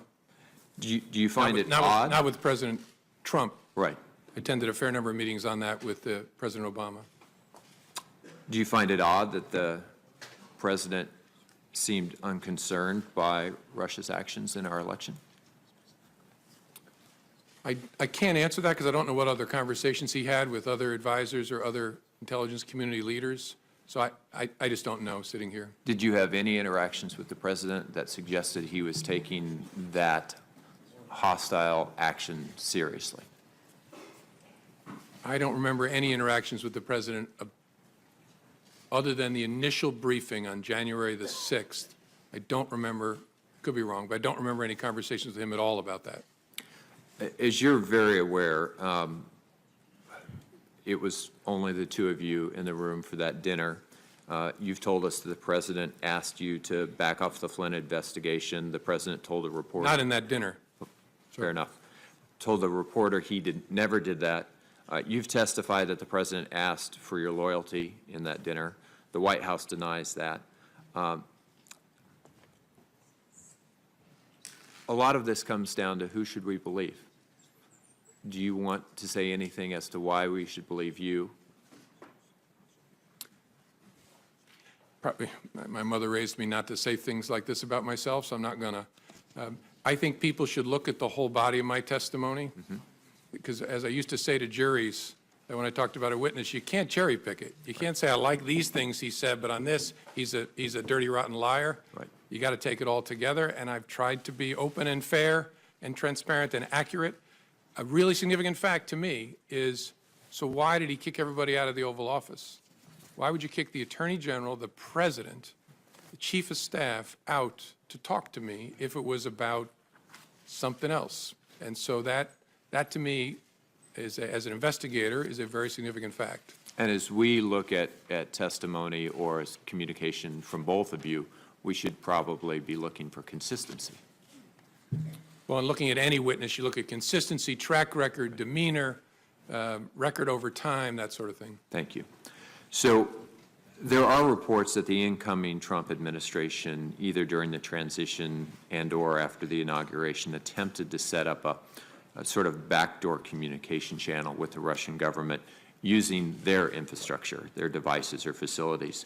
What would be the risks, particularly for a transition, someone not actually in the office of the president yet, to setting up unauthorized channels with a hostile foreign government, especially if they were to evade our own American intelligence services? I'm not going to comment on whether that happened in an open setting, but the primary risk is obvious. You spare the Russians the cost and effort of having to break into our communications channels by using theirs.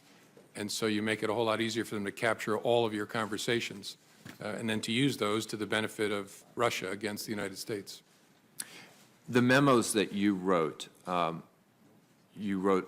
did you write all 9 of them in a way that was designed to prevent them from needing classification? No. And on a few of the occasions I sent emails to my chief of staff or others on some of the brief phone conversations that I recall. The first one was a classified briefing. Although it wasn't in a SCIF, it was in a conference room at Trump Tower.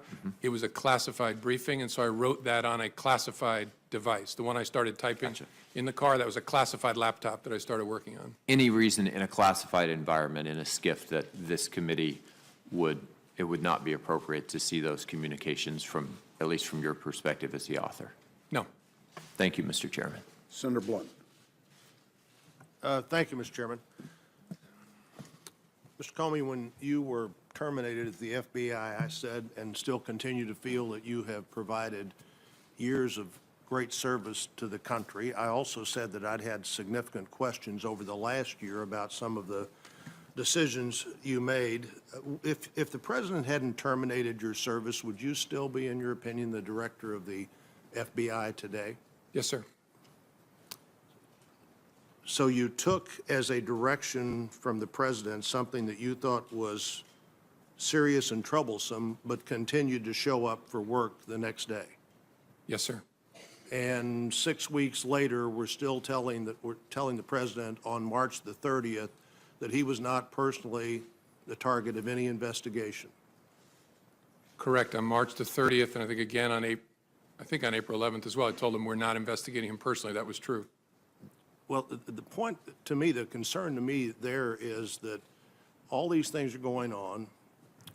You now, in retrospect, or at least you now, to this committee, that you had serious concerns about what the president had, you believe, directed you to do, and had taken no action, hadn't even reported up the chain of command, assuming you believe there is an up the chain of command, that these things had happened. Do you have a sense of that, looking back, that that was a mistake? No. In fact, I think no action was the most important thing I could do to make sure there was no interference with the investigation.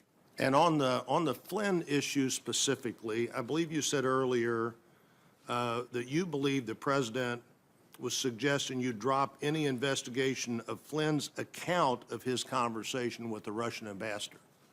which was essentially misleading the vice president and others? Correct. And I'm not going to go into the details, but whether there were false statements made to government investigators as well. Any suggestion that General Flynn had violated the Logan Act, I always find pretty incredible. The Logan Act's been on the books for over 200 years. Nobody's ever been prosecuted for violating the Logan Act. My sense would be that the discussion, not the problem, misleading investigators or the vice president might have been. That's fair. Yes, sir. And had you previously on February the 14th discussed with the president in the previous meeting anything your investigators had learned or their impressions from talking to Flynn? No, sir. So he said he's a good guy, you said he's a good guy, and that was no further action taken on that. Well, he said more than that, but there was no, the action was, I wrote it up, briefed our senior team, tried to figure out what to do with it, and just made a decision. We're going to hold this and then see what we make of it down the road. Yes, sir. Was it your view that not briefing up meant you really had no responsibility to report that to the Justice Department in some way? I think at some point, and I don't know what Director Mueller is going to do with it, but at some point, I was sure we were going to brief it to the team in charge of the case. But our judgment was, in the short term, doesn't make sense to, no fuzz on the fact I reported to the Attorney General. That's why I stressed he shouldn't be kicked out of the room. But it didn't make sense to report to him now. You know, you said the Attorney General said, I don't want to be in the room with him alone again, but you continued to talk to him on the phone. What is the difference in being in the room alone with him and talking to him on the phone alone? Yeah, I think what I stressed to the Attorney General was a little broader than just the room. I said, I report to you, it's very important you be between me and the White House. After that discussion with the Attorney General, did you take phone calls from the President? Yes, sir. So why did you just say you need to talk to, why didn't you say, I'm not taking that call, you need to talk to the Attorney General? Well, I did on the April 11th call, and I reported the calls, the March 30th call and the April 11th call, to my superior, who was the acting Deputy Attorney General. I don't want to run out of time here. Let me make one other point. In reading your testimony, January the 3rd, January the 27th, and March the 30th, it appears to me that on all three of those occasions, you, unsolicited by the President, made the point to him that he was not a target of an investigation.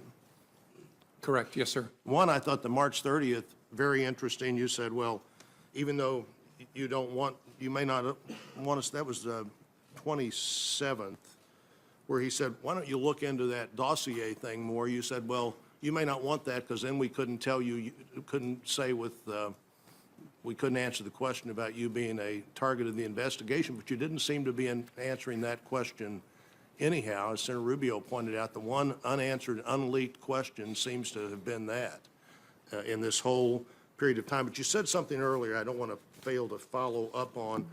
You said after you were dismissed, you gave information to a friend so that friend could get that information into the public media. Correct. What kind of information was that? What kind of information did you give to a friend? That the Flynn conversation, that the President had asked me to let the Flynn, I mean, I'm forgetting my exact own words, but the conversation in the Oval Office. So you didn't consider your memo or your sense of that conversation to be a government document. You considered it to be somehow your own personal document that you could share with the media as you wanted to? Correct. Through a friend? I understood this to be my recollection recorded of my conversation with the President. As a private citizen, I felt free to share that. I thought it very important to get it out. So were all of your memos that you recorded on classified or other documents, memos that might be yours as a private citizen? I'm sorry, I'm not following the question. Well, I think you said you'd use classified. Oh, yeah, not the classified documents. Unclassified, I don't have any of them anymore, but I gave them to the special counsel. But, yeah, my view was that the content of those unclassified, the memorialization of those conversations was my recollection recorded. So why didn't you give those to somebody yourself rather than give them through a third party? Because I was worried the media was camping at the end of my driveway at that point, and I was actually going out of town with my wife to hide, and I worried it would be like feeding seagulls at the beach if it was if it was I who gave it to the media, so I asked my friend, make sure this gets out. It does seem to me that what you do there is create a source close to the former director of the FBI, as opposed to just taking responsibility yourself for saying, here are these records. Like everybody else, I have other things I'd like to get into, but I'm out of time. Okay. Senator King. Thank you. First, I'd like to acknowledge Senator Blumenthal and earlier Senator Nelson. I think the one principal thing you'll learn today, Senator, is that the chairs there are less comfortable than the chairs here, but I welcome you to the hearing. Mr. Comey, a broad question. Was the Russian activity in the 2016 election a one-off proposition, or is this part of a long-term strategy? Will they be back? Oh, it's a long-term practice of theirs. It stepped up a notch in a significant way in 16. They'll be back. I think that's very important for the American people to understand that this is very much a forward-looking investigation in terms of how do we understand what they did and how do we prevent it. Would you agree that that's a big part of our role here? Yes, sir, and it's not a Republican thing or a Democratic thing. It really is an American thing. They're going to come for whatever party they choose to try and work on behalf of, and they're not devoted to either in my experience. They're just about their own advantage, and they will be back. That's my observation. I don't think Putin is a Republican or a Democrat. He's an opportunist. I think that's a fair statement. With regard to the several of these conversations, in his interview with Lester Holt on NBC, the president said, I had dinner with him. He wanted to have dinner because he wanted to stay on. Is this an accurate statement? No, sir. Did you in any way initiate that dinner? No. He called me at my desk at lunchtime and asked me, was I free for dinner that night? And called himself and said, can you come over for dinner tonight? And I said, yes, sir. He said, will 6 work? I think he said 6 first. And then he said, I was going to invite your whole family, but we'll do that next time. I wanted you to come over. And is that a good time? I said, sir, whatever works for you. And then he said, how about 6:30? And I said, whatever works for you, sir. And then I hung up and had to call my wife and break a date with her. I was supposed to take her out to dinner that night. That's one of the all-time great excuses for breaking a date. Yeah. In retrospect, I love spending time with my wife. I wish I'd been there that night. That's one question I'm not going to follow up, Mr. Comey. But in that same interview, the president said, in one case I called him and in one case he called me. Is that an accurate statement? No. Did you ever call the president? No. I might. The only reason I'm hesitating is I think there was at least one conversation where I was asked to call the White House switchboard to be connected to him, but I never initiated a communication with the president. And in his press conference on May 18th, the president was asked whether he had urged you to shut down the investigation into Michael Flynn. The president responded, quote, no, no. Next question. Is that an accurate statement? I don't believe it is. Thank you. With regard to the question of him being personally under investigation, does that mean that the dossier is not being reviewed or investigated or followed up on in any way? I obviously can't comment either way. I can't talk in an open setting about the investigation as it was when I was the head of the FBI, and obviously it's Director Bob Mueller's responsibility now, so I don't know. So clearly your statements to the president back in these various times when you assured him he wasn't under investigation were as of that moment. Is that correct, is it not? Correct. Now, on the Flynn investigation, is it not true that Mr. Flynn was and is a central figure in this entire investigation of the relationship between the Trump campaign and the Russians? I can't answer that in an open setting, sir. Certainly, Mr. Flynn was part of the so-called Russian investigation. Can you answer that question? I have to give you the same answer. All right. We'll be having a closed session shortly, so we will follow up on that. In terms of his comments to you about, I think you were in response to Mr. Risch, Senator Risch, he said, I hope you will hold back on that. But when when a president of the United States in the Oval Office says something like, I hope, or I suggest, or would you, do you take that as a directive? Yes. Yes, it rings in my ear as kind of, will no one rid me of this meddlesome priest? I was just going to quote that in 1170, December 29, Henry II said, who will rid me of this meddlesome priest? And then the next day he was killed. Thomas A. Beckett as exactly the same situation. We're thinking along the same lines. Several other questions, and these are a little bit more detailed. What do you know about the Russian bank VEB? Nothing that I can talk about in an open setting. Well, I know that it- takes I know care it of my ex- next three I questions. know it exists. Yes, sir. You know it exists. What is the relationship of the ambassador from Russia to the United States, to the Russian intelligence infrastructure?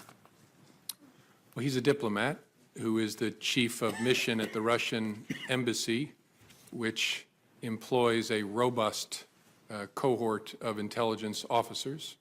And so surely he's witting of their very, very aggressive intelligence operations, at least some of it in the United States.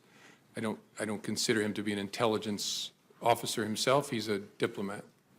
Did the FBI ever brief the Trump administration about the advisability of interacting directly with Ambassador Kislyak? I think all I can say sitting here is there were a variety of defensive briefings given to the incoming administration about the counterintelligence risk. Back to Mr. Flynn, would closing out the Flynn investigation have impeded the overall Russian investigation? No, well, unlikely, except to the extent, there's always a possibility if you have a criminal case against someone and you bring it and squeeze them, you flip them, and they give you information about something else.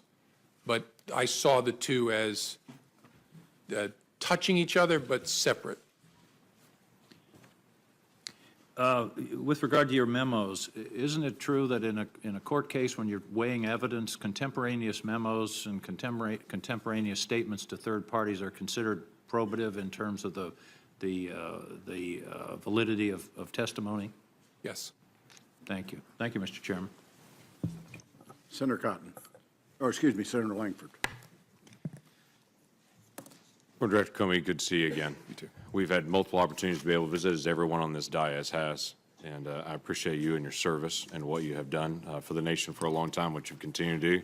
I've told you before, in the heat of last year, when we had the opportunity to visit personally, that I pray for you and for your family, because you do carry a tremendous amount of stress, and that is still true today. Thank you. Let me walk through a couple things with you. Your notes are obviously exceptionally important because they give a very rapid account of what you wrote down and what you perceived happened in those different meetings. Have you had the opportunity to be able to reference those notes when you were preparing the written statement that you put for us today? Yes. Yes.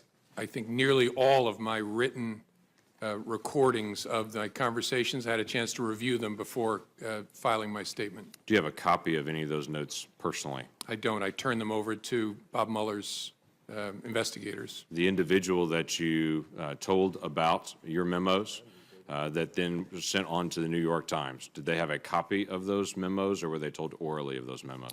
Had a copy. I had a copy at the time. Do they still have a copy of those memos? It's a good question. I think so. I guess I can't say for sure sitting here, but I guess I don't know, but I think so. So the question is, could you ask them to hand that copy right back to you so you could hand them over to this committee? Potentially. I would like to move that from potential to see if we can ask that question so we can have a copy of those. Obviously, those notes are exceptionally important to us to be able to go through the process so we can continue to get to the facts as we see it. As you know, the written documents are exceptionally important. Yeah. Are there other documents that we need to be aware of that you used in your preparation for your written statement that we should also have that would assist us in helping with this? Not that I'm aware of, no. Past the February the 14th meeting, which is a very important meeting, obviously, as we discuss the conversations here about Michael Flynn. When the president asked you about, he hopes that you would let this go, and the conversation back and forth about being a good guy. After that time, did the president ever bring up anything about Michael Flynn again to you? You had multiple other conversations you have documented with the president. No, I don't remember him ever bringing it up again. Did any member of the White House staff ever come to you and talk to you about letting go of the Michael Flynn case or dropping it or anything referring to that? No, nope, Did the Director of National Intelligence come to you and talk to you about that? no, Did anyone from the Attorney General's office, the Department of Justice, ask you about that? no, Did the head of NSA talk to you about that? no. The key aspect here is if this seems to be something the president's trying to get you to drop it, this seems like a pretty light touch to drop it, to bring it up at that moment, the day after he had just fired Flynn, to come back in and say, I hope we can let this go, but then it never reappears again. Did it slow down your investigation or any investigation that may or may not be occurring with Michael Flynn? No, although I don't know there are any manifestations, outward manifestations of the investigation between February 14th and when I was fired. So I don't know that the president would have any way of knowing whether it was effective or not. Okay, that's fair enough. If the president wanted to stop an investigation, how would he do that?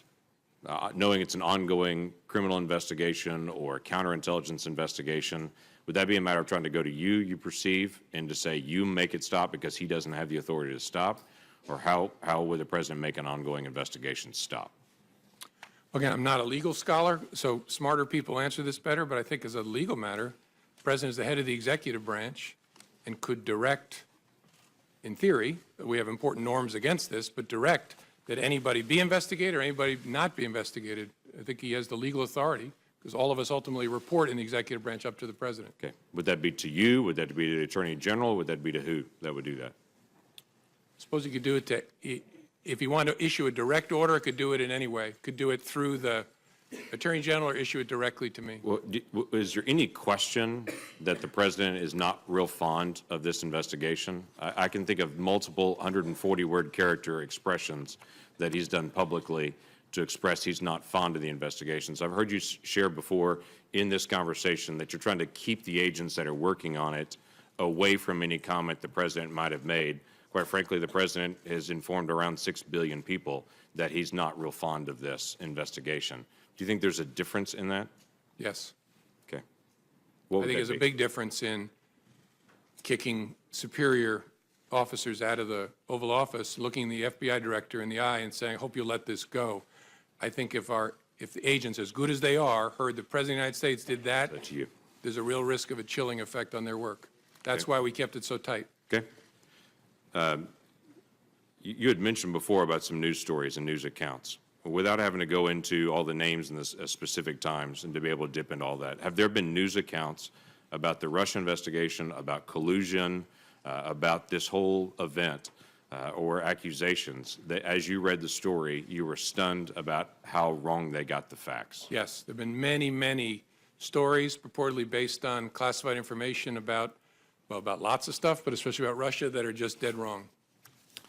I was interested in your comment that you made as well, that the president said to you, if there were some satellite associates of his that did something wrong, it would be good to find that out. That the president seemed to talk to you specifically on March the 30th and say, I'm frustrated that the word is not getting out that I'm not under investigation, but if there are people that are in my circle that are, let's finish the investigation. Is that how you took it as well? Yes, sir. Yes.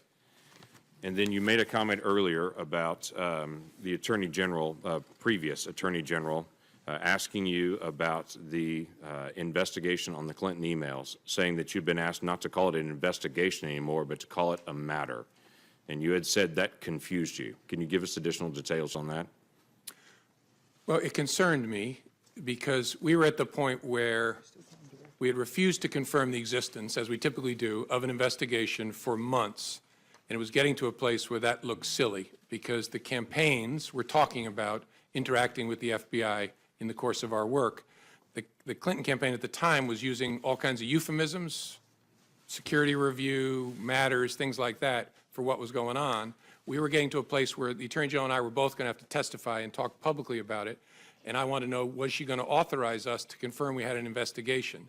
And she said, yes, but don't call it that, call it a matter. And I said, why would I do that? And she said, just call it a matter. And again, you look back in hindsight, you think, should I have resisted harder? I just said, all right, this isn't a hill worth dying on. And so I just said, okay, the press is going to completely ignore it. And that's what happened. When I said, we have opened a matter, they all reported the FBI has an investigation open. And so that concerned me because that language tracked the way the campaign was talking about the FBI's work, and that's concerning. It gave the impression that the campaign was somehow using the same language as the FBI because you were handed the campaign language and told to be able to use the campaign. And again, I don't know whether it was intentional or not, but it gave the impression that the Attorney General was looking to align the way we talked about our work with the way a political campaign was describing the same activity, which was inaccurate. We had a criminal investigation open, as I said before, the Federal Bureau of Investigation. We had an investigation open at the time, and so that gave me a queasy feeling. Thank you. Senator Manchin. Thank you, Mr. Chairman. Thank you, Mr. Comey. I appreciate very much you being here.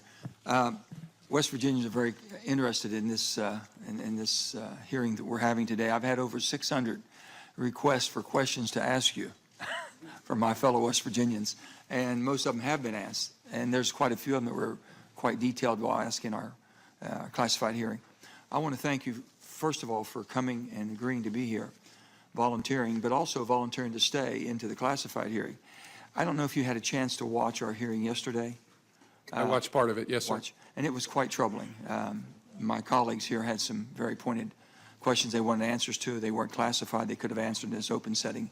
They refused to do so. So that even makes us much more appreciative of your cooperation.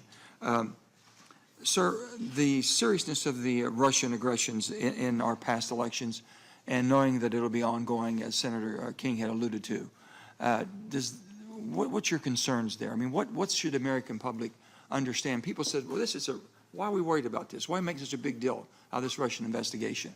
Can you tell me what your thoughts would be? Sir. And then the final thing is on this same topic. Did the president ever show any concern or interest or curiosity about what the Russians were doing? Thank you, Senator. As I said earlier, I don't remember any conversations with the president about the Russia election interference. Did he ever ask you any questions concerning this? Well, there was an initial briefing of our findings, and I think there was conversation there. I don't remember it exactly, where he asked questions about what we had found and what our sources were and what our confidence level was. But after that, I don't remember anything. The reason this is such a big deal is we have this big, messy, wonderful country where we fight with each other all the time, but nobody tells us what to think, what to fight about, what to vote for, except other Americans. And that's wonderful and often painful. But we're talking about a foreign government that, using technical intrusion and lots of other methods, tried to shape the way we think, we vote, we act. That is a big deal. And people need to recognize it. It's not about Republicans or Democrats. They're coming after America, which I hope we all love equally. They want to undermine our credibility in the face of the world. They think that this great experiment of ours is a threat to them, and so they're going to try to run it down and dirty it up as much as possible. That's what this is about, and they will be back because we remain, as difficult as we can be with each other, we remain that shining city on the hill, and they don't like it. So this is extremely important. It's extremely dangerous what we're dealing with, and it's needed, is what you're saying. Yes, sir. Do you believe there were any tapes or recordings of your conversations with the president? It never occurred to me till the president's tweet. I'm not being facetious. I hope there are, and I'll consent to the release of. So both of you are in the same findings here. You both hope there's tapes and recordings. Well, all I can do is hope. The president surely knows whether he taped me, and if he did, my feelings aren't hurt. Release all the tapes. I'm good with it. Gotcha. Sir, do you believe that Robert Mueller, our new special investigator on Russia, will be thorough and complete without political intervention? And would you be confident on his findings and recommendations? Yes, Bob Mueller is one of the finest people and public servants this country has ever produced. He will do it well. He is a dogged, tough person, and you can have high confidence that when it's done, he's turned over all the rocks. You've been asked a wide variety of questions today, and then we're going to be hearing more, I'm sure, in our classified hearing. Something I often ask folks when they come here, what details of this saga should we be focusing on, and what would you recommend us do differently? Or to adjust our perspective on this? I don't know. One of the reasons that I'm pleased to be here is I think this committee has shown the American people, although we have two parties and we disagree about important things, we can work together when it involves the core interests of the country. So I would hope you'll just keep doing what you're doing. It's good in and of itself, but it's also a model, especially for kids, that we are a functioning adult democracy. And you also mentioned you had, I think, six meetings, 3 times in person, 6 on the phone, 9 times in conversation with the president. Did he ever, at that time, allude that you were not performing adequately? Ever indicate that at all? Oh, no, in fact, the contrary, quite often. Yeah, he called me one day. I was about to get on a helicopter.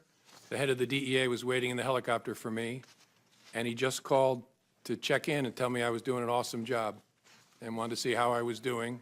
I said, I'm doing fine, sir. And then I finished the call and got on the helicopter. Mr. Comey, do you believe you would have been fired if Hillary Clinton had become president? That's a great question. I don't know. Yeah, I don't know. You have any thoughts about it? No, I might have been. I don't know. Look, I've said before, that was an extraordinarily difficult and painful time.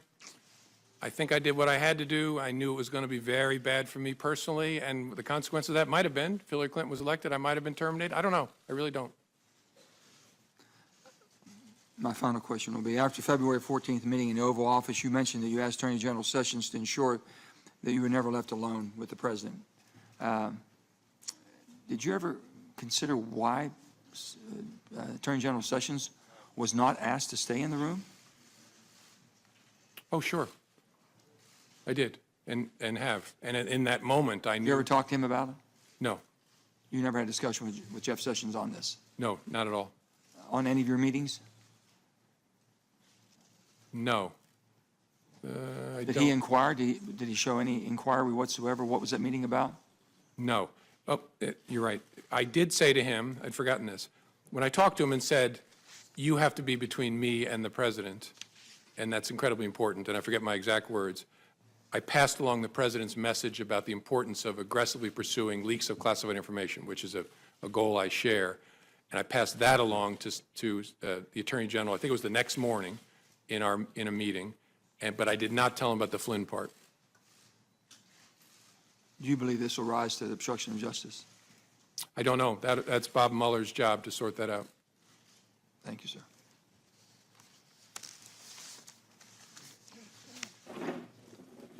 Mr. Chairman. Senator Cotton. Mr. Comey, you encouraged the president to release the tapes. Will you encourage the Department of Justice or your friend at Columbia, or Mr. Mueller, to release your memos? Sure. You said that you did not record your conversations with President Obama or President Bush in memos. Did you do so with Attorney General Sessions or any other senior member of the Trump Department of Justice? No. Did you? I'm sorry. Did you record conversations and memos with Attorney General Lynch or any other senior member of the Obama Department of Justice? No, not that I recall. In your statement for the record, you cite 9 private conversations with the president, 3 meetings, and 2 phone calls. There are 4 phone calls that are not discussed in your statement for the record. What happened in those phone calls? The president called me, I believe, shortly before he was inaugurated as a follow-up to our conversation, private conversation on January the 6th. He just wanted to reiterate his rejection of the allegation and talk about, he thought about it more and why he thought it wasn't true, the verified, unverified and salacious parts. And during that call, he asked me, again, hope you're going to stay, you're doing a great job. And I told him that I intended to. There was another phone call that I mentioned, I think was, could have the date wrong, March the 1st, where he called just to check in with me as I was about to get on the helicopter. There was a secure call we had about an operational matter that was not related to any of this, about something the FBI was working on. He wanted to make sure that I understood how important he thought it was. A totally appropriate call.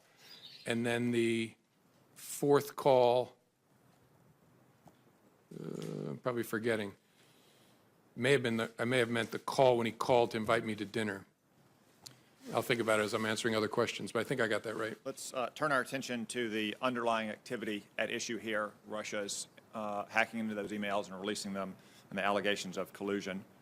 Do you believe Donald Trump colluded with Russia? It's a question I don't think I should answer in an open setting. As I said, that we didn't, when I left, we did not have an investigation focused on President Trump. But that's a question that'll be answered by the investigation, I think. Let me turn to a couple statements by one of my colleagues, Senator Feinstein. She was the ranking member on this committee until January, which means she had access to information that only she and Chairman Burr did. She's now the senior Democrat on the Judiciary Committee, meaning she has access to the FBI that most of us don't. On May 3rd, on CNN's Wolf Blitzer show, she was asked, do you have evidence that there was in fact collusion between Trump associates and Russia during the campaign? She answered, not at this time. On May 18th, at the same show, Mr. Blitzer said, the last time we spoke, Senator, I asked if you had actually seen any evidence of collusion between the Trump campaign and the Russians, and you said to me, and I'm quoting you now, you said, not at this time. Has anything changed since we last spoke? Senator Feinstein said, well, no, it hasn't. Do you have any reason to doubt those statements? I don't doubt that Senator Feinstein was saying what she understood. I just don't want to go down that path, first of all, because I'm not in the government anymore, and answering in the negative, I just worry leads me deeper and deeper into talking about the investigation in an open setting. I'm always trying to be fair. I don't want to be unfair to President Trump. I'm not trying to suggest by my answer something nefarious, but I don't want to get into the business of saying not as to this person, not as to that person. On February 14th, the New York Times published a story, the headline of which was, Trump campaign aides had repeated contacts with Russian intelligence. You were asked earlier if that was an inaccurate story, and you said in the main. Would it be fair to characterize that story as almost entirely wrong? Yes. Did you have, at the time that story was published, any indication of any contact between Trump people and Russians, intelligence officers, other government officials, or close associates of the Russian government? That's one I can't answer sitting here. We can discuss that in a classified setting then. I want to turn attention now to Mr. Flynn and the allegations of his underlying conduct. To be specific, his alleged interactions with the Russian ambassador on the telephone, and then what he said to senior Trump administration officials and Department of Justice officials. I understand there are other issues with Mr. Flynn related to his receipt of foreign monies or disclosure of potential advocacy activity on behalf of foreign governments. Those are serious and credible allegations that I'm sure will be pursued, but I want to speak specifically about his interactions with the Russian ambassador. There was a story on January 23rd in the Washington Post that says, entitled, FBI reviewed Flynn's calls with Russian ambassador but found nothing illicit. Is this story accurate? I don't want to comment on that, Senator, because I'm pretty sure the Bureau has not confirmed any interception of communications. And so I don't want to talk about that in an open setting. Would it be improper for an incoming national security advisor to have a conversation with a foreign ambassador? In my experience, no. But you can't confirm or deny that the conversation happened, and we would need to know the contents of that conversation to know if it was in fact improper. Yeah, I don't think I can talk about that in an open setting. And again, I've been out of government now a month, so I also don't want to talk about things when it's now somebody else's responsibility. But maybe in the classified setting, we can talk more about that. You stated earlier that there wasn't an open investigation of Mr. Flynn in the FBI. Did you or any FBI agent ever sense that Mr. Flynn attempted to deceive you or made false statements to an FBI agent? I don't want to go too far. That was the subject of the criminal inquiry. Did you ever come close to closing the investigation on Mr. Flynn? I don't think I can talk about that in an open setting either. We can discuss these more in the closed setting then. Mr. Comey, in 2004, you were a part of a well-publicized event about an intelligence program that had been recertified several times, and you were acting Attorney General when Attorney General John Ashcroft was incapacitated due to illness. There was a dramatic showdown at the hospital here. The next day, you said that you wrote a letter of resignation and signed it before you went to meet with President Bush to explain why you refused to certify it. Is that accurate? Yes, I think so. At any time in the 3.5 months you were the FBI director during the Trump administration, did you ever write and sign a letter of recommendation and leave it on your desk? Letter of resignation? No, sir. Letter of resignation? No, sir. So despite all of the things that you've testified to here today, you didn't feel this rose to the level of an honest but serious difference of legal opinion between accomplished and skilled lawyers in that 2004 episode? I wouldn't characterize the circumstances in 2004 that way, but to answer, no, I didn't encounter any circumstance that led me to intend to resign, consider to resign. No, sir.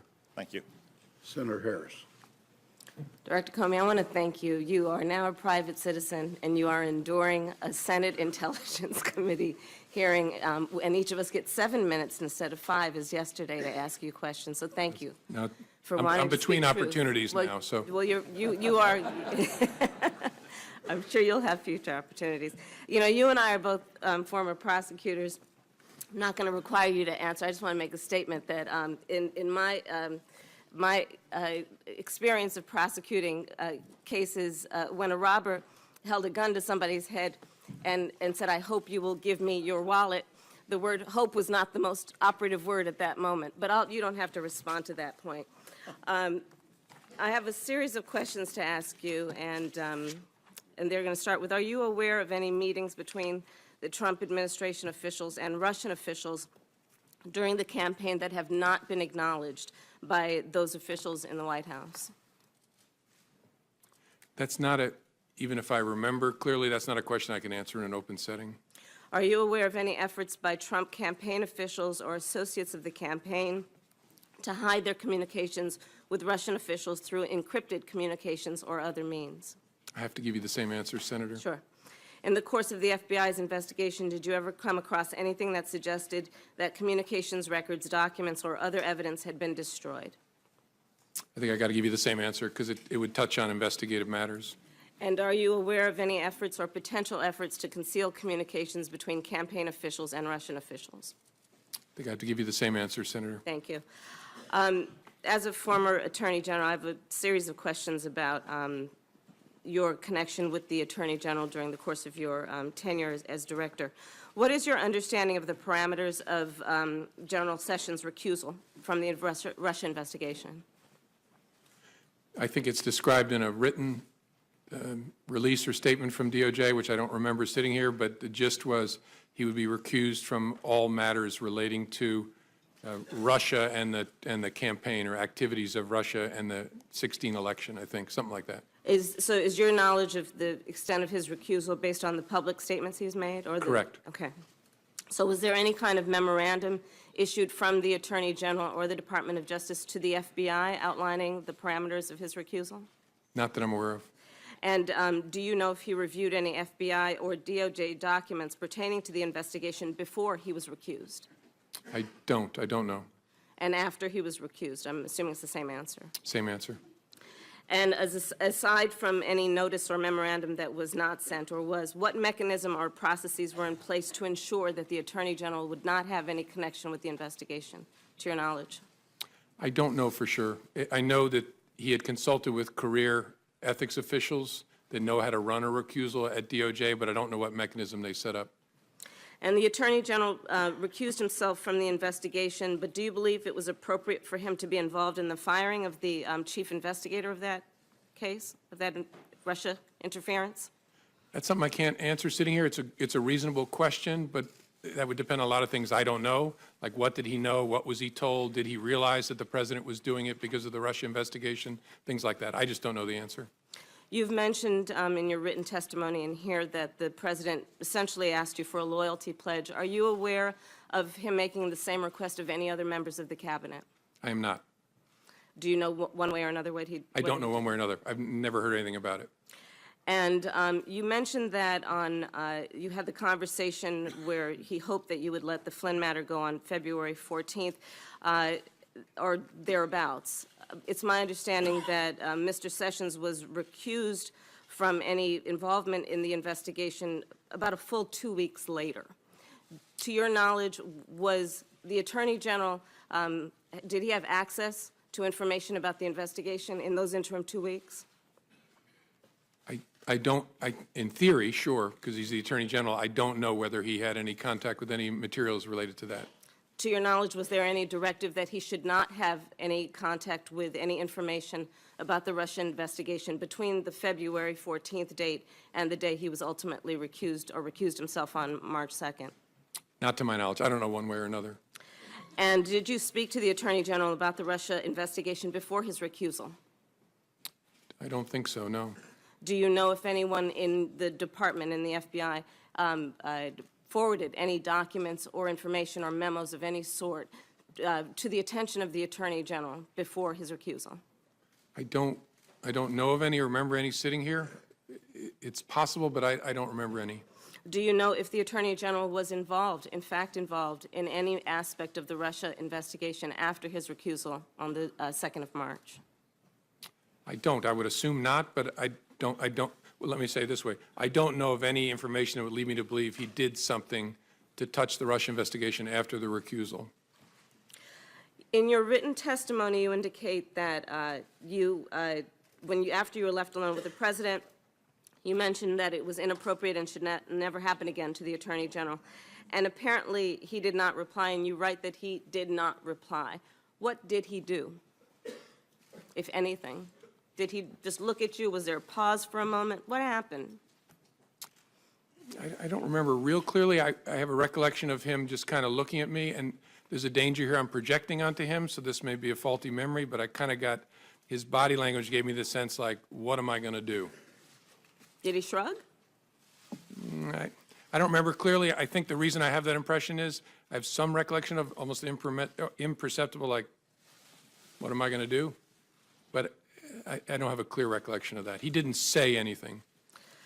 And on that same February 14th meeting, you said you understood the President to be requesting that you drop the investigation. After that meeting, however, you received 2 calls from the President, March 30th and April 11th, where the President talked about a cloud over his presidency. Has anything you've learned in the months since your February 14th meeting changed your understanding of the President's request? I guess it would be what he has said in public documents or public interviews? Correct. Okay. And is there anything about this investigation that you believe is in any way biased or is not being informed by a process of seeking the truth? No.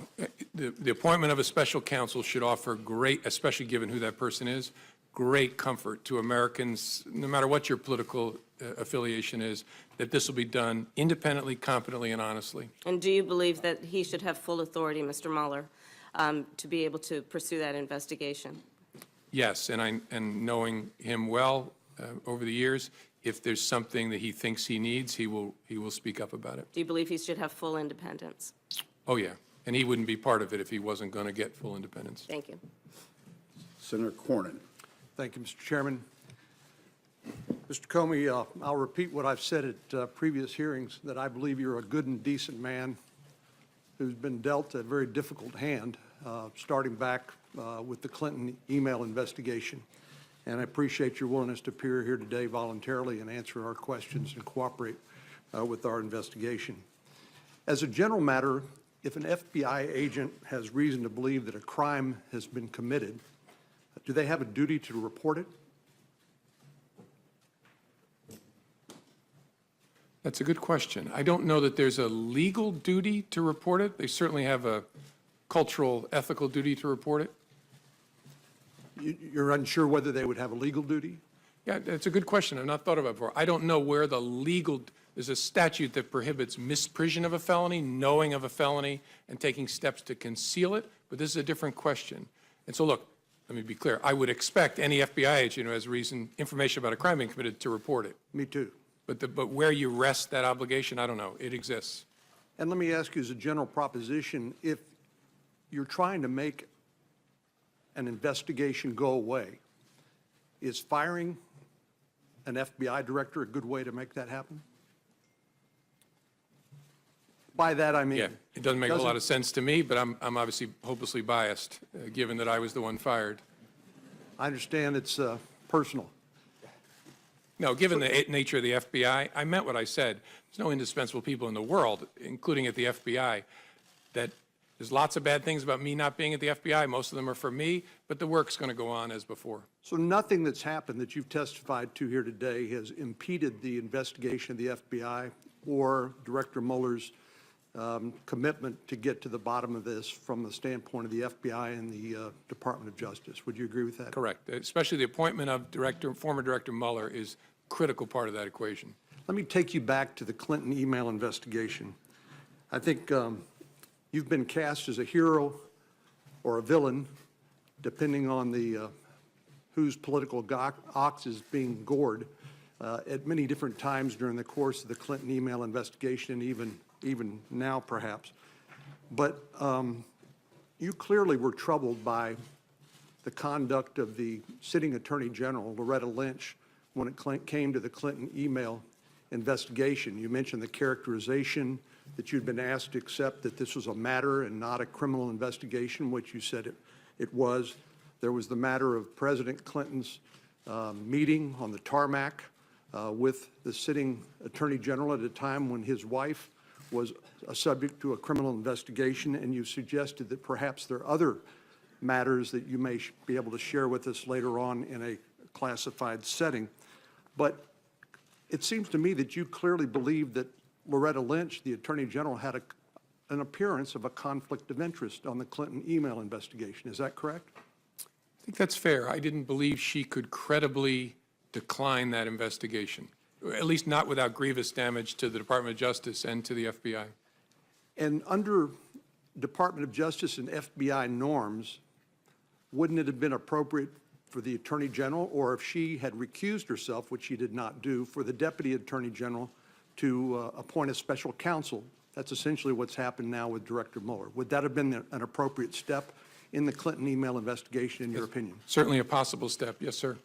And were you aware that Ms. Lynch had been requested numerous times to appoint a special counsel and had refused? Yes, I think members of Congress had repeatedly asked, yes, sir. Yours truly did on multiple occasions. And that heightened your concerns about the appearance of a conflict of interest with the Department of Justice, which caused you to make what you have described as an incredibly painful decision to basically take the matter up yourself, and led to that July press conference. Yes, sir. After the former President Clinton, met on the plane with the Attorney General, I considered whether I should call for the appointment of a special counsel, and I decided that that would be an unfair thing to do because I knew there was no case there. We had investigated it very, very thoroughly. I know this is a subject of passionate disagreement, but I knew there was no case there, and calling for the appointment of special counsel would be brutally unfair because it would send the message, aha, there's something here. That was my judgment. Again, lots of people have different views of it, but that's how I thought about it. Well, if a special counsel had been appointed, they could have made that determination that there was nothing there and declined to pursue it, right? Sure, but it would have been many months later or a year later. Let me just ask you to, given the experience of the Clinton email investigation and what happened there, do you think it's unreasonable for anyone, any president, who has been assured on multiple occasions that he's not the subject of an FBI investigation, do you think it's unreasonable for them to want the FBI director to publicly announce that so that this cloud over his administration would be removed? I think that's a reasonable point of view. The concern would be obviously, because if that boomerang comes back, it's going to be a very big deal because there will be a duty to correct. Well, we saw that in the Clinton email investigation, of course. Yes, I recall that. Yeah, I know you do.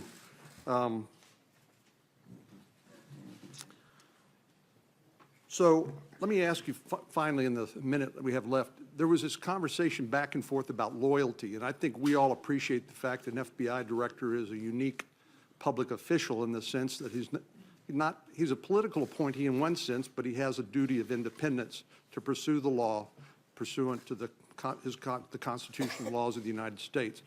And so when the president asked you about loyalty, you got in this back and forth about, well, I'll pledge you my honesty.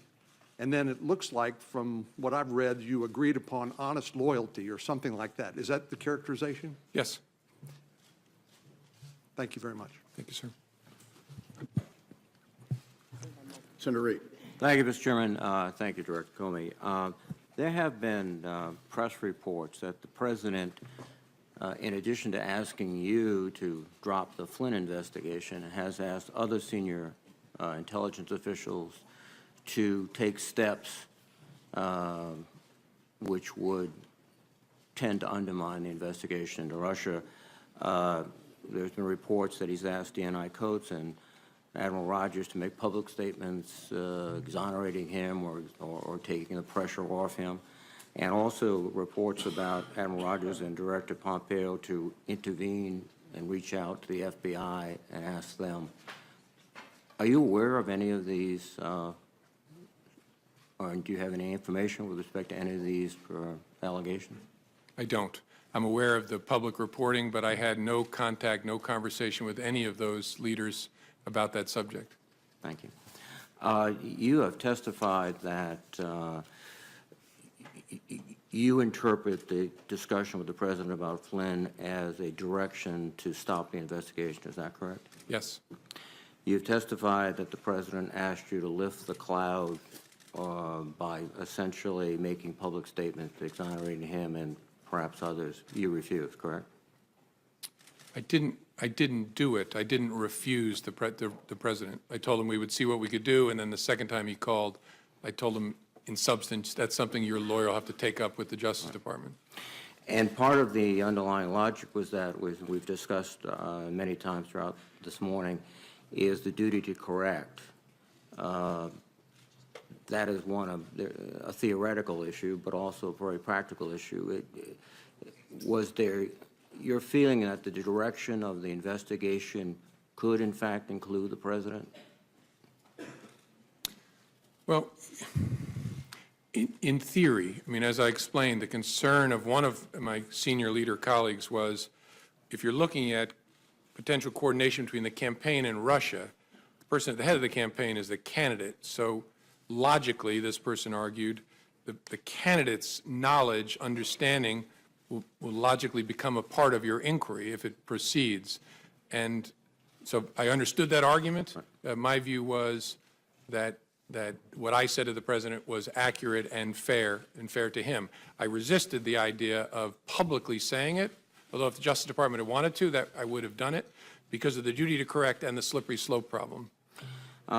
And again, also, you've testified that the President asked you repeatedly to be loyal to him, and you responded you would be honestly loyal, which is, I think, your way of saying, I'll be honest and I'll be the head of the FBI and independent. Is that fair? Correct. I tried honest first, and also, I mean, you see it in my testimony, I also tried to explain to him why it's in his interest, and every president's interest, for the FBI to be a part, in a way, because its credibility is important to a president and to the country. And so I tried to hold the line. It got very awkward, and I then said, you'll always have honesty from me. He said honest loyalty, and then I acceded to that as a way to end this awkwardness. At the culmination of all these events, you're summarily fired without any explanation or anything else. Well, there was an explanation. I just don't buy it. Well, yes. So you're fired. So do you believe that you were fired because you refused to take the President's direction? Is that the ultimate reason? I don't know for sure. I know I was fired. Again, I take the President's words. I know I was fired because of something about the way I was conducting the Russia investigation was in some way putting pressure on him, in some way irritating him, and he decided to fire me because of that. Now, I can't go farther than that. The Russian investigation, as you have pointed out, and as all my colleagues have reflected, is one of the most serious hostile acts against this country in our history, undermining the very core of our democracy and our elections. It is not a discrete event. It will likely occur. It's probably being prepared now for 18 and 20 and beyond. And yet, the President of the United States fires you because, in your own words, some relation to this investigation.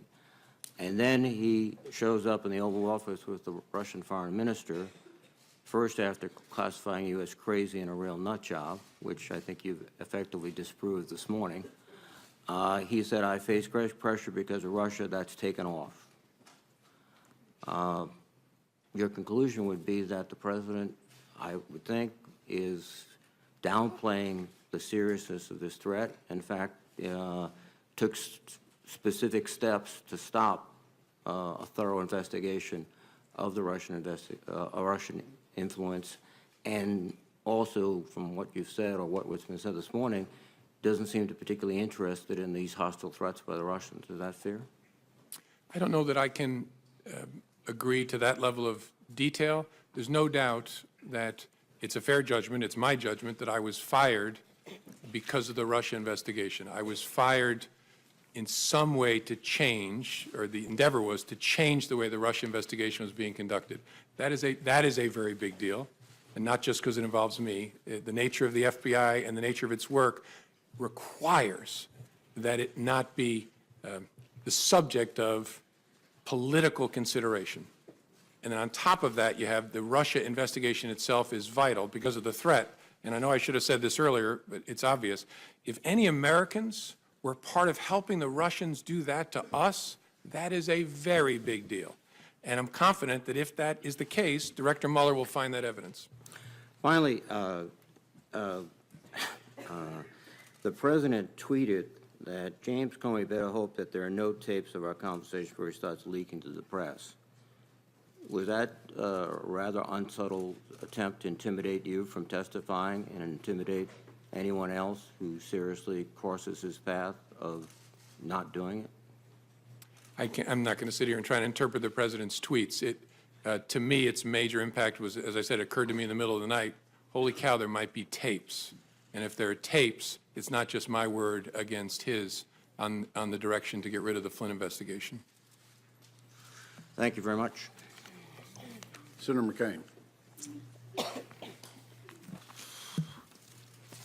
In the case of Hillary Clinton, you made the statement that there wasn't sufficient evidence to bring a suit against her, although it had been very careless in their behavior. But you did reach a conclusion in that case that it was not necessary to further pursue her. Yet at the same time, in the case of Mr. Comey, you said that there was not enough information to make a conclusion. Tell me the difference between your conclusion as far as former Secretary Clinton is concerned and Mr. Trump. The Clinton investigation was a completed investigation that the FBI had been deeply involved in, and so I had an opportunity to understand all the facts and apply those facts against the laws I understood them. This investigation was underway, still going when I was fired, so it's nowhere near in the same place. At least it wasn't when I was. But it's still ongoing. Correct. So far as I know, it was when I left. That investigation was going on. This investigation is going on. You reached separate conclusions. No, that one was done. That Investigation of any involvement of Secretary Clinton or any of her associates is completed. Yes, as of July the 5th, the FBI completed its investigative work, and that's what I was announcing, what we had done and what we had found. Well, at least in the minds of this member, there's a whole lot of questions remaining about what went on, particularly considering the fact that, as you mentioned, it's a, quote, big deal as to what went on during the campaign. So I'm glad you concluded that part of the investigation, but I think that the American people have a whole lot of questions out there, particularly since you just emphasized the role that Russia played. And obviously, she was a candidate for president at the time, so she was clearly involved in this whole situation where fake news, as you just described it, big deal, took place.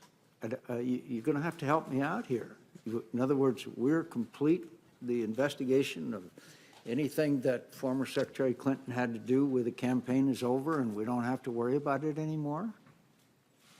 With respect to Secretary, I'm a little confused, Senator. With respect to Secretary Clinton, we investigated criminal investigation in connection with her use of a personal email server. I understand. And that's the investigation I announced the conclusion of on July 5th. So, but at the same time, you made the announcement there would be no charges brought against then Secretary Clinton for any activities involved in the Russia involvement in our engagement in our election. I don't quite understand how you could be done with that, but not done with the whole investigation of their attempt to affect the outcome of our election. No, I'm sorry. We're not, at least when I left, when I was fired on May the 9th, there was still an open, active investigation to understand the Russian efforts and whether any Americans work with them. But you reached the conclusion that there was no reason to bring charges against Secretary Clinton. So you reached a conclusion. In the case of Mr. Comey, the President Comey, No, sir. excuse me, in the case of President Trump, you have an ongoing investigation.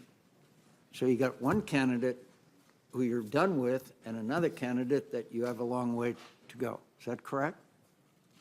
I don't know how far the FBI has to go, but yes, that the Clinton email investigation was completed, the investigation of Russia's efforts in connection with the election, and whether there was any coordination, and if so, with whom, between Russia and the campaign, was ongoing when I left. You just made it clear in what you said. This is a, quote, big deal, unquote.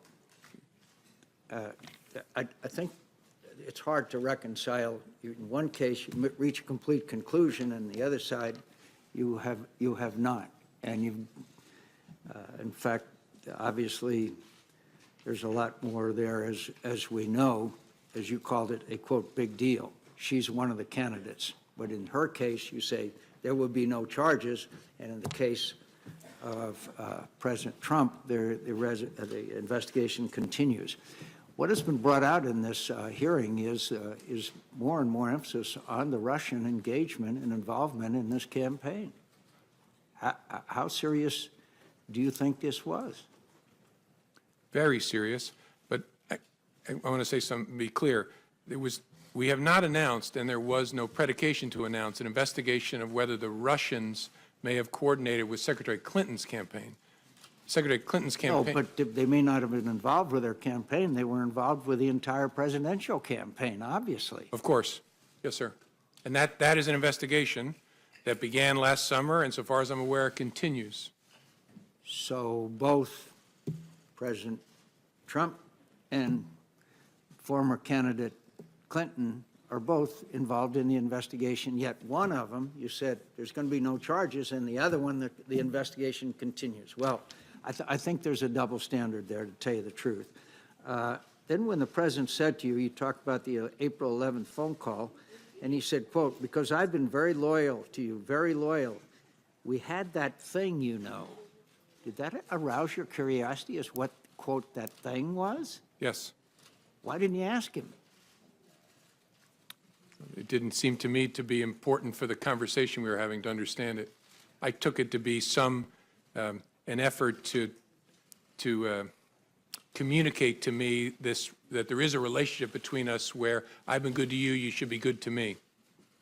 Yeah, but I think it would intensely arouse my curiosity if the President of the United States said, we had that thing, you know. I'd like to know what the hell that thing is, particularly if I'm the director of the FBI.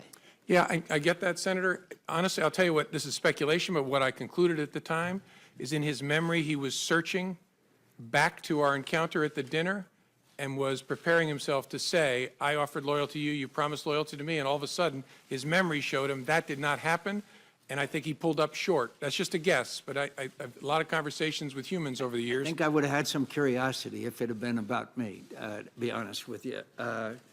So are you aware anything that would believe you to believe that the president or the members of the administration or members of the campaign could potentially be used to coerce or blackmail the administration? That's a subject for investigations, not something I can comment on sitting here. But you reached that conclusion as far as Secretary Clinton was concerned. But you're not reaching a conclusion as far as this administration is concerned. Are you aware of anything that would lead you to believe that information exists that could coerce members of the administration or blackmail the administration? That's not a question I can answer, Senator. Senator's time's expired. Thank you. All time's expired for the hearing. Can I say for members, we'll reconvene promptly at 1 p.m. in the hearing room. We have a vote scheduled for 1:45. I would suggest that all members promptly be there at 1 o'clock. We have about 3 minutes. I'd like to have order. Photographers, return to where you were, please. This hearing's not adjourned yet. Either that or we'll remove you. To members, we have about 3 minutes of updates that we would love to cover as soon as we get into the closed session before we have an opportunity to spend some time with Director Comey. Based on our agreement, it would be my intentions to adjourn that closed hearing between 2 and 2:10 so that members can go vote, and I would urge you to eat at that time. Jim, several of us on this committee have had the opportunity to work with you since you walked in the door. I want to say personally on behalf of all the committee members, we're grateful to you for your service to your country, not just in the capacity as FBI director, but as prosecutor, and more importantly, being somebody that loves this country enough to tell it like it is. I want to say to your workforce that we're grateful to them with the level of cooperation that they have shown us, with the trust we've built between both organizations, the Congress and the Bureau. We couldn't do our job if it wasn't for their willingness to share candidly with us the work that we need to see. This hearing's the 9th public hearing this committee has had this year. That is twice the historical year-long average of this committee. I think the Vice Chairman and my biggest challenge when this investigation has concluded is to return our hearings to the secrecy of a closed hearing, to encourage our members not to freely talk about intelligence matters publicly, and to respect the fact that we have a huge job, and that's to represent the entire body of the United States Senate and the American people, to make sure that we work with the intelligence community to provide you the tools to keep America safe, and that you do it within the legal limit or those limits that are set by the executive branch. We could not do it if it wasn't for trusted partnership that you have been able to lead and others before you. So as we depart from this is a pivotal hearing in our investigation. We're grateful to you for the professionalism you've shown and your willingness. I will turn to the Vice Chairman. I simply want to echo, again, the thanks for your appearance. And there clearly still remain a number of questions. And the one thing I want to commit to you, and more importantly, I think, Chairman, I want to commit to all those who are still potentially watching and following. There's still a lot of unanswered questions, and we're going to get to the bottom of this. We're going to get the facts out. The American people deserve to know. There's the questions around implications of Trump officials and the Russians, but there's also the macro issue of what the Russians did and continue to do. And I think it is very important that all Americans realize that threat is real. It is continuous. It is not just towards our nation. It is all towards all Western democracies, and we have to come to a solution set. Thank you, Mr. Chairman. Director Comey, thank you once again on behalf of the committee. This hearing is adjourned.